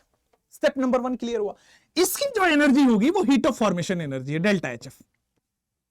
एक तो तरीका ये है आयनिक कंपाउंड बनाने का। दूसरा तरीका है कि Mg+2 O-2 और लैटिस बना दो। तो सबसे पहले दूसरा तरीका भी लिख लो, Mg+2 गैस मिलता है और वो किससे कंबाइन होता है? O-2 गैस से कंबाइन होता है, और इन दोनों के मिलने से बेटा लैटिस एनर्जी निकलती, लैटिस एनर्जी इन्वॉल्व होती है, और लैटिस एनर्जी से आपको फिर से आयनिक कंपाउंड बन जाती है। यही 2 स्टेप होता है आयनिक कंपाउंड बनाने का। या तो फॉर्मेशन से बना लो या तो गैसेस के एनायन से बना लो। अब ये दोनों को रिलेट करना ही बॉर्नहेबर साइकिल है। Mg सॉलिड से Mg+2 गैस कैसे बनेगा? तो सबसे पहले Mg सॉलिड से बेटा आप सब्लिमेशन एनर्जी दो, Mg गैस बनाओ। Mg सॉलिड को सब्लिमेशन एनर्जी देके आपने Mg गैस बनाया। Mg गैस में बेटा आपने IE1 डाल के क्या बना दिया? Mg+ gas. Mg प्लस में IE1 बना के Mg+ गैस बना दिया। फिर से आपने IE2 दिया, मतलब दूसरी बार इलेक्ट्रॉन निकाल दिया, तो आपके पास Mg+2 बन गया। राइट? अब देखो सर, O2 नहीं चाहिए अपने को, O चाहिए। तो O2 से O के लिए आपको क्या चाहिए? Half bond energy. O2 से O के लिए आपको क्या चाहिए? Half bond energy. जब आप O2 से O आ चुके हो, this is nothing but O gaseous. O2 से जब आप O में आ चुके हो, this is nothing but O gaseous. अच्छा, O गैसियस हो चुका है, अपने को O-2 पे पहुंचना है, तो सर सबसे पहले आपके पास EA1 आएगा। O- बन चुका है। O- गैस में फिर से आप EA2 डालोगे तो फिर आपके पास क्या चला जाएगा? सीधा सीधा O-2 और रेस्ट। हेस लॉ कहता है, हेस लॉ की बड़ी अच्छी बात है, किसी भी तरह से आप आयनिक कंपाउंड बना रहे हो, एनर्जी विल बी सेम। जैसे सब्लिमेशन एनर्जी, बहुत बढ़िया, प्लस IE1, बहुत बढ़िया, प्लस IE2, बहुत बढ़िया, प्लस हाफ बॉन्ड एनर्जी, बहुत शानदार, प्लस EA1 अमेजिंग हो गया, प्लस EA2 और अमेजिंग हो गया। Okay okay okay, plus lattice energy, है या नहीं है, प्लस लैटिस एनर्जी। बहुत शानदार बात, plus lattice energy, sublimation energy plus IE1 plus IE2 plus half bond energy plus E1 plus E2 plus lattice energy. हुआ क्लियर? mg और solid के बाद एक और बताते हैं। अब क्या होगा ध्यान दीजिएगा, मैं वापस से इसमें बताता हूं फिर पीछे भी चलूंगा नेक्स्ट लास्ट वाले एग्जांपल में। सब्लिमेशन एनर्जी जो है उस वो सब्लिमेशन एनर्जी, अब देखो क्वेश्चन कैसे आता है, क्वेश्चन में सब्लिमेशन एनर्जी दे देगा, ये दे देगा, ये दे देगा, इसकी वैल्यू दे देगा, इसकी वैल्यू दे देगा, इसकी वैल्यू दे देगा और लैटिस एनर्जी पूछ लेगा। आपको सारी चीजें दी होती है, सबकी वैल्यूज दी होती हैं, लैटिस एनर्जी कैलकुलेट करना होता है। क्वेश्चन में अपने आप साइन दिया होता है माइनस और प्लस का, तो आपको साइन रखना है और आंसर पाना है। ठीक है, आपको साइन के बारे में बहुत चिंता नहीं करनी है। क्या करना है, डेल्टा HF से लेकर के यहां तक की सारी चीजें दी होती है, ये आपको ऐड करना, सब्ट्रैक्ट करना, लैटिस एनर्जी आ जाएगा। ठीक है, क्लियर है? तो यहां तक मुझे लगता है आपको क्लियर हो गया होगा। एक और बॉर्नहेबर कराएंगे ना, और क्लैरिटी दिमाग में बैठेगी। MgO के बाद Al2O3, MgO के बाद Al2O3 की बात करते हैं। देखो बॉर्नहेबर साइकिल के लिए वीटी सर का जादू लगाइए, 2 स्टेप। वीटी सर का जादू कहता है 2 स्टेप में खत्म काम। आ जाइए, सबसे पहले सर Al2O3 का वो बना दीजिए फॉर्मेशन रिएक्शन। Al2O3 का फॉर्मेशन रिएक्शन में क्या हो जाएगा, Al2O3 का फॉर्मेशन रिएक्शन में सर कॉन्स्टिट्यूएंट एलिमेंट से मिलकर बनेगा एल्युमिनियम से, कॉन्स्टिट्यूएंट एलिमेंट से मिलकर बनेगा एल्युमिनियम से और O2 से मिलकर बनेगा।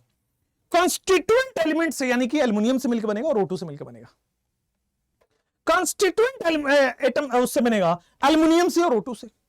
सर कॉन्स्टिट्यूएंट एलिमेंट वो भी नेचुरली अकरिंग स्टेट, यानी कि नेचर में गैस में मिलता है और ये नेचर में बेटा सॉलिड के फॉर्म में मिलता है। नेचर में गैस में मिलता है और ये सॉलिड के फॉर्म में मिलता है। जैसे ये हुआ बैलेंस कर लो सर, बैलेंस करोगे दिस इज 2 एल्युमिनियम, ये बैलेंस करोगे दिस इज 3/2 O2। बैलेंस करोगे तो आपके पास बैलेंस रिएक्शन आ चुका है। आया क्या? चलिए सर, नाइस। अब इस रिएक्शन को ही हम क्या कहते हैं, इसमें जो एनर्जी इन्वॉल्व होगी वो फॉर्मेशन होगी, energy of formation, enthalpy of formation. दूसरा स्टेप, तो सर आपको क्या करना है, Al2O3 है ना, तो 2 एल्युमिनियम लेना है। Al2 है तो 2 एल्युमिनियम प्लस 3, ओके, गैसियस। साथ में सर आपके पास क्या आ जाएगा, 3 ऑक्सीजन है तो 3 आपके पास क्या आ जाएगा, 3 ऑक्सीजन -2। ये दोनों को मिलाएंगे, इन केटायन बन गया, एनायन बन गया और इससे बना हुआ लैटिस, केटायन बन गया, एनायन बन गया, इससे जो एनर्जी निकलेगा that is known as lattice energy. अब मुझे बताओ कोई प्रॉब्लम तो नहीं है? हुआ क्या है कि मैंने केटायन बनाया, एनायन बनाया, लैटिस एनर्जी बन गया। थोड़ा और ध्यान दो, एल्युमिनियम सॉलिड से बेटा क्या करोगे, सब्लिमेशन एनर्जी देखो क्या बना दोगे, एल्युमिनियम गैस। सब्लिमेशन एनर्जी देके एल्युमिनियम गैस, IE1 दोगे बेटा, एल्युमिनियम क्या बन जाएगा, एल्युमिनियम प्लस गैस। IE2 दे दोगे तो क्या बन जाएगा, एल्युमिनियम +2 गैस। IE2 दे दोगे तो, IE3 दे दोगे तो क्या बन जाएगा आपके पास, एल्युमिनियम +3 गैस। बना कि नहीं बना? Sublimation energy IE1, IE2, IE3 आपके पास बन चुका है। नेक्स्ट जैसे आप करोगे आपके पास सर, सबसे पहले O2 से O बनाओ तो 3/2 into bond energy, 3/2 into bond energy. बहुत बढ़िया। अच्छा, अब वहां पे क्या होगा, आपको सबको 2 से मल्टीप्लाई करना पड़ेगा। स्टोइकोमेट्री आ जाए तो 2 से मल्टीप्लाई करना पड़ेगा। जो भी I1 दिया होगा 2 बार लेगा, क्योंकि 2 एल्युमिनियम का आयनेशन एनर्जी करना है। तो सर यहां पे आपके पास 3 ऑक्सीजन आ चुके हैं, 3 ऑक्सीजन गैस। अब 3 ऑक्सीजन गैस के बाद इसमें आप इलेक्ट्रॉन एफिनिटी 1 डाल दो तो क्या बन जाएगा, 3O- गैस। क्या बन जाएगा, 3O- गैस। इसमें आप इलेक्ट्रॉन एफिनिटी 2 डाल दो तो क्या बन जाएगा, 3O- गैस। इसमें आप ये 3 डाल दो तो क्या बन जाएगा, दिस इज 3O- गैस। अच्छा, O- तो बन ही चुका है ना। यहां से सीधा सीधा आप यहां पहुंच जाओगे क्या करके, E2 करके। अब चूंकि 3 है स्टोइकोमेट्री तो सब में 3 से मल्टीप्लाई हो जाएगा। ठीक है, सेम रिएक्शन आ जाएगी कि delta HF is equal to sublimation energy plus IE1 plus IE2 plus IE3 plus 3/2 into bond energy plus 3/2 into bond energy plus electron affinity 1 plus electron affinity 2 plus lattice energy. ठीक है, अब क्या होगा कि जहां जहां 3 है सबको स्टोइकोमेट्री से मल्टीप्लाई करना पड़ेगा। That's it. जहां जहां 3 है वहां पे स्टोइकियोमेट्री से अप्लाई करना पड़ेगा, ठीक है ना। तो स्टोइकियोमेट्री से भी आप मल्टीप्लाई कर ही दीजिए। सब्लिमेशन एनर्जी में आपको नहीं कर रहा है, हाँ नहीं करना है। सब्लिमेशन एनर्जी में भी करना है, मैंने अपने बस कंफ्यूजन दूर हो जाए इसलिए चेक भी कर लिया। तो 2 2 2, यहां पे 3/2, यहां पे 3 से मल्टीप्लाई करना, यहां पे 3 से, जो भी स्टोइकोमेट्री है उसको 3 से मल्टीप्लाई करना। लैटिस एनर्जी में कुछ नहीं करना होता है, ठीक है। तो this is 3E1 3E2, this is 3E2, sorry this is 2। तो यहां पे 2 से मल्टीप्लाई कर दिए, 2 यहां पे 2, यहां पे 2, यहां पे 2, शानदार हो गया। तो this is Born Haber cycle. ये हो गया आपके पास Born Haber cycle for Al2O3। Born Haber cycle for Al2O3 के बाद इससे क्या होता है, आपके पास सारी वैल्यूज दी होंगी, यहां से यहां तक की सारी वैल्यूज दी होंगी, और लैटिस एनर्जी आपसे पूछ रहा होगा, तो आपको रखना है, लैटिस एनर्जी निकालना है। इस तरह से आप क्या निकालते हो, लैटिस एनर्जी कैलकुलेशन करते हो, ठीक है। देखो मैं आपसे कोई भी कटौती नहीं कर रहा हूं, ये यूट्यूब पे जनरली नहीं पढ़ाएंगे, और ज्यादातर लोग बोल देंगे सिलेबस में नहीं है। बेटा थर्मोकेमिस्ट्री में पढ़ाया जाता है, 2 लाइन एनसीईआरटी में दी गई है बॉर्न हैबर साइकिल की, तो मैं एनसीईआरटी फॉलो करता हूं, इसलिए यहां पे मैं पढ़ा रहा हूं आपको, ठीक है। कोटा में, दिल्ली में, किधर भी आप चले जाइए, बॉर्न हैबर साइकिल पढ़ाया जाता है, इसलिए प्रॉपर स्टार बैच वाला कंटेंट के हिसाब से मैं आपको पढ़ा दिया। अब आते हैं लैटिस एनर्जी के बाद, फैक्टर्स अफेक्टिंग लैटिस एनर्जी। आपसे पूछेगा decreasing order of lattice energy, increasing order of lattice energy, which of the following has highest lattice energy, which of the following has lowest lattice energy. तो lattice energy, आपसे पहले मैं बताऊं lattice है क्या, बार बार मैं बोल रहा हूं लैटिस क्या है। तो लैटिस एक सॉलिड स्ट्रक्चर है, कीटायन और एनायन के मिलने से बना है। लैटिस एक सॉलिड स्ट्रक्चर है बेटे, कीटायन और एनायन के मिलने से बना है। लैटिस एक सॉलिड स्ट्रक्चर है, कीटायन और एनायन के मिलने से बना है। Lattice is nothing but a solid structure, cation और एनायन के मिलने से बना है।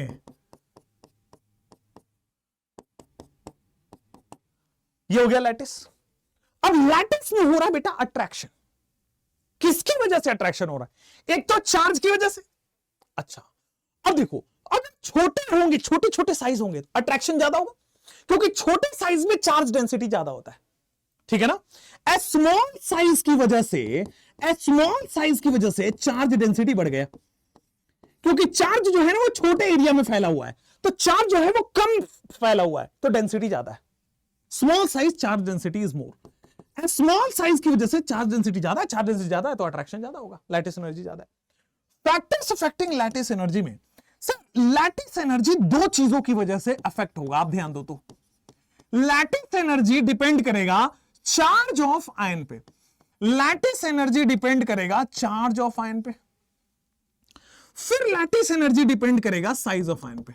तो लैटिस एनर्जी डिपेंड करेगा चार्ज ऑफ आयन पे, और लैटिस एनर्जी डिपेंड करेगा साइज ऑफ द आयन पे। लैटिस एनर्जी आपको चार्ज ऑफ आयन और साइज ऑफ आयन पे डिपेंड करेगा। लैटिस एनर्जी 2 चीजों पे डिपेंड करता है, चार्ज ऑफ द आयन पे और साइज ऑफ द आयन पे। अगर चार्ज ज्यादा होगा, मान लो +1 की जगह +2 कर दूं तो ज्यादा अट्रैक्शन, +3 कर दूं तो और ज्यादा अट्रैक्शन।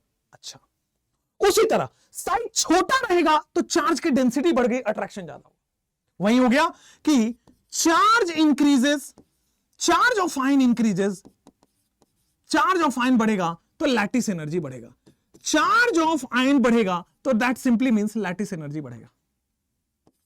अच्छा, साइज ऑफ आयन, साइज अगर छोटा है, साइज ऑफ आयन छोटा है तो चार्ज डेंसिटी बढ़, साइज छोटा तो लैटिस एनर्जी बढ़ जाएगा, लैटिस एनर्जी इंक्रीजेस। हाँ या ना, चलिए। अच्छा sir, between charge and size, इन दोनों में भी charge is the dominating factor. Note, और ये नोट जो है ये जादू के फॉर्म में नोट कर लीजिए। ये नोट और ये जादू कहता है कि between charge and size, between charge and size, charge is the dominating factor. Between charge and size, charge is the dominating factor. Charge और साइज के बीच में charge is the dominating factor. Between charge and size, charge is the dominating factor. Charge और size के बीच में charge is the dominating factor, this is lattice energy. between charge and size, charge is the dominating factor. This is your note and this is your जादू. Between charge and size, charge is the dominating factor. अच्छा, nice. आगे बढ़ सकते. Between charge and size, charge is the dominating factor. अब थोड़ा सा इस पे आते हैं, सवाल पे. क्वेश्चन करिए. जैसे अब यहां आओगे, एक और क्वेश्चन मैं अपनी तरफ से दे देता हूं. ये है NaF और MgO. NaF और MgO. एक क्वेश्चन यहां पे एक्स्ट्रा है. चलो जल्दी से करो. अब यहां पे देखोगे सर सब में चार्ज सेम है, +1 -1 +1 -1 +1 -1 +1 -1. ठीक है, तो साइज पे डिपेंड करेगा. सर केटाइन सेम है, एनाइन की साइज देखनी है. स्मॉल साइज साइज के इनवर्सली प्रोपोर्शनल है. स्मॉल साइज में ज्यादा आपके पास लैटिस एनर्जी आएगी. क्लियर हो गया? पहला सवाल क्लियर. स्मॉल साइज में ज्यादा लैटिस एनर्जी है, पहला बात क्लियर है. नेक्स्ट, अब यहां पे देखोगे सर चार्ज डिफरेंट हो रहा है. यहां +1 है, +2 है, +3 है. सबसे पहले चार्ज से कंपेयर करना है. चार्ज डोमिनेटिंग फैक्टर का मतलब है चार्ज पहले कंपेयर करना है. इससे सवाल ना सॉल्व हो तो फिर साइज पे जाना है. ठीक है, पहले चार्ज को डोमिनेटिंग फैक्टर मतलब पहले चार्ज से देखना है. अगर चार्ज से सॉल्व ना हो फिर साइज पे देखना है. इन तीनों में बेटा चार्ज बढ़ रहा है मतलब आपके पास लैटिस एनर्जी बढ़ रहा है. इन तीनों में भी चार्ज बढ़ रहा है मतलब लैटिस एनर्जी बढ़ रहा है. इन दोनों में भी, वहां ऑक्सीजन पे -2 है, यहां पे -3 है, नाइट्रोजन पे चार्ज बढ़ रहा है, साइज बढ़ रहा है. इसमें भी सर सब में +1 -1 है, बस साइज का डिफरेंस है.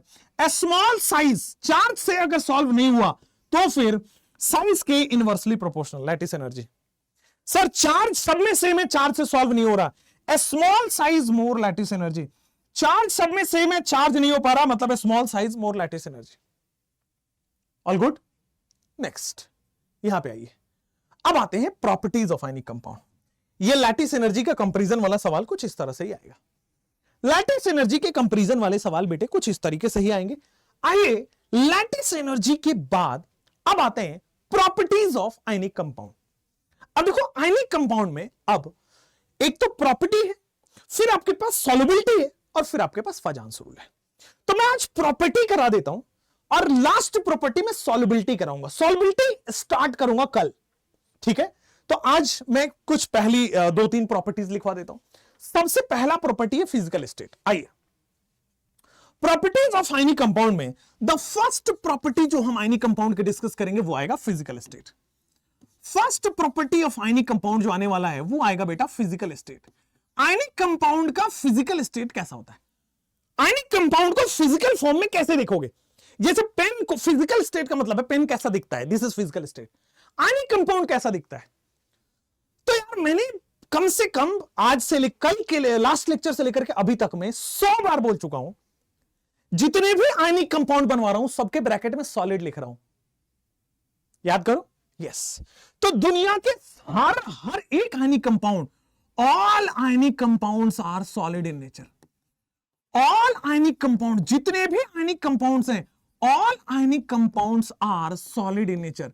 दुनिया के सारे आयनिक कंपाउंड जो हैं वो सॉलिड नेचर के. दुनिया के सारे आयनिक कंपाउंड जो होता है वो सॉलिड इन नेचर. दुनिया के सारे ionic compounds, all ionic compounds are solid in nature.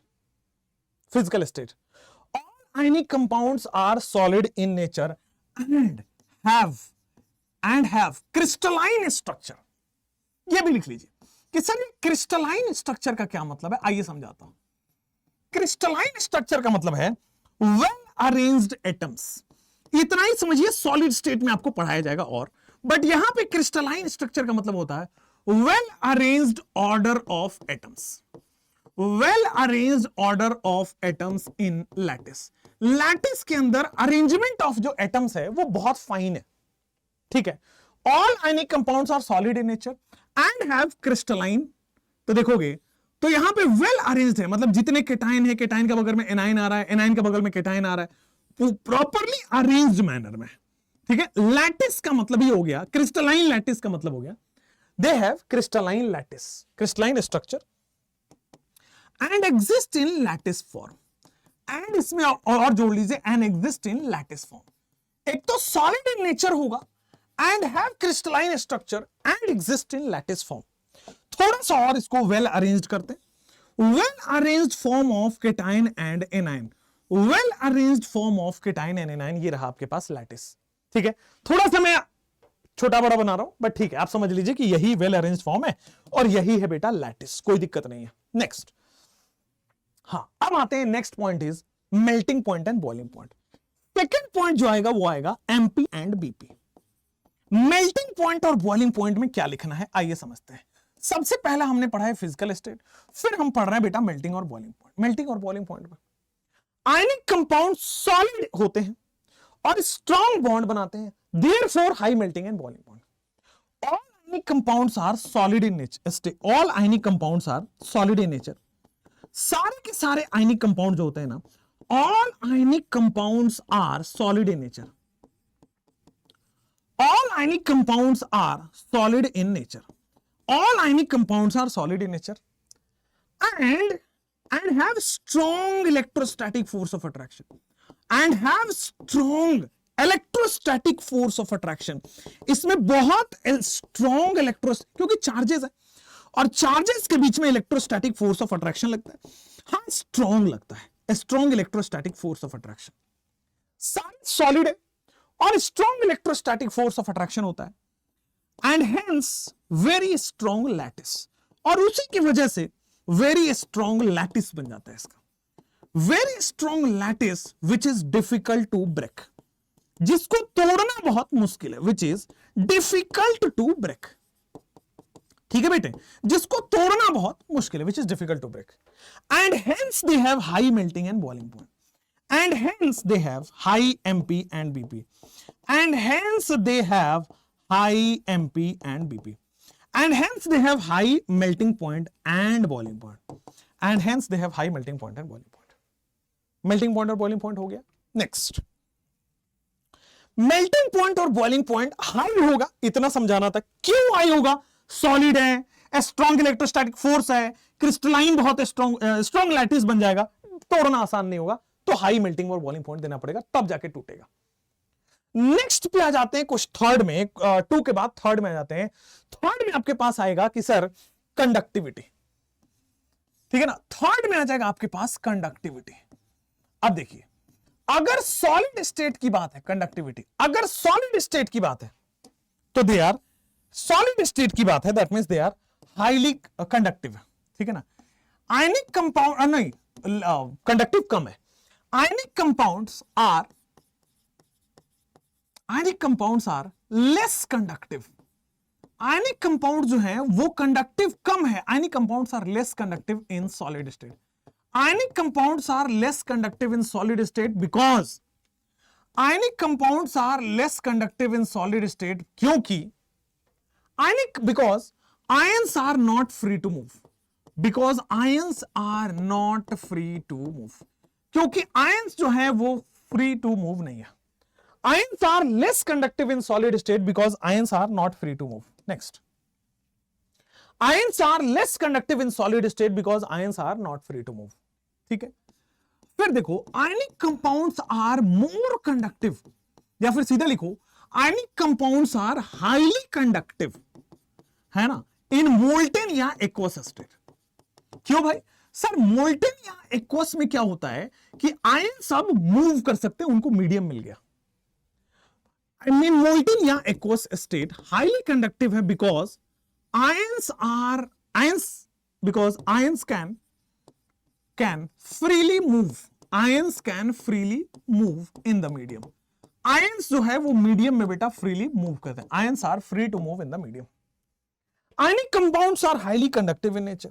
Ionic compounds less conductive हैं सॉलिड स्टेट में, हाईली कंडक्टिव हैं मोल्टेन और एक्वस स्टेट में, क्योंकि मोल्टेन और एक्वस स्टेट में मीडियम में वो आयंस मूव कर पाते हैं, मूव कर पाएंगे तो कंडक्ट कर पाएंगे एक जगह से दूसरी जगह। चौथा जो आता है वो आता है सॉल्युबिलिटी। चौथा जो पॉइंट आता है वो आता है बेटा आपके पास सॉल्युबिलिटी, ठीक है, सॉल्युबिलिटी। और सॉल्युबिलिटी लिख के यहीं तक छोड़ दीजिए, क्योंकि ये बहुत बड़ा टॉपिक है जो कि नेक्स्ट क्लास में कवर हो पाएगा। तो नेक्स्ट क्लास में हम टारगेट रखेंगे solubility, hydration energy, Fajans rule, thermal stability, heating of salts, ये सारी चीजें हम यहां कवर कर लें। ठीक है बच्चों, तो यहां तक रखते हैं यार। I hope that's it. एक ही स्लाइड और एक्स्ट्रा था, तो मैं जितना सोच के आया था उतना आपको पढ़ा दिया। ठीक है बेटे, चलिए तो यहां तक रखते हैं। Thank you so much, all the best. एक लास्ट में मैं वही बोलूंगा, ये जो हंस रहे हैं दीवाने, मैं क्यों लूं टूटा हुआ दिल, मैं क्यों लूं टूटा हुआ दिल, मुझे पूरा दिल चाहिए। ठीक है, तो बेटा पूरी दिल कमेंट सेक्शन में भरी मिलनी चाहिए। मुझे भी ये टुकड़े नहीं चाहिए, मुझे पूरा दिल चाहिए। ठीक है, thank you so much, all the best, bye bye, see you super soon. और हंसते रहिए, मुस्कुराते रहिए, खेलते रहिए, जी जान लगाते रहिए अपने सपने को पूरा करने के लिए। और दैट्स इट, आप अपना कर्म करिए, ऊपर वाला फल देगा। ऊपर वाले पे छोड़ दीजिए, किस्मत पे छोड़ दीजिए, पॉजिटिव एनर्जीज पे छोड़ दीजिए, जिसको भी आप अच्छा मानते हैं उन पे छोड़ दीजिए। आपके हाथ में है मेहनत करना, आपके हाथ में है हार्डवर्क करना, उसको पीछे मत होने दीजिए। जितना कर सकते हो उतना करिए। शायद कई लोग ऐसे होते हैं जिसको 10 दिन में सक्सेस मिल जाएगा, कई लोग होते हैं 10 साल में लगता है, कई लोगों को 10 महीने लगते हैं, लेकिन सक्सेस मिलता रहेगा अगर आप कंटिन्यूअस हार्डवर्क करते रहोगे। अगर आप छोड़ दोगे डर के, कुछ नहीं मिलेगा। ठीक है बच्चों, thank you, all the best, see you, bye.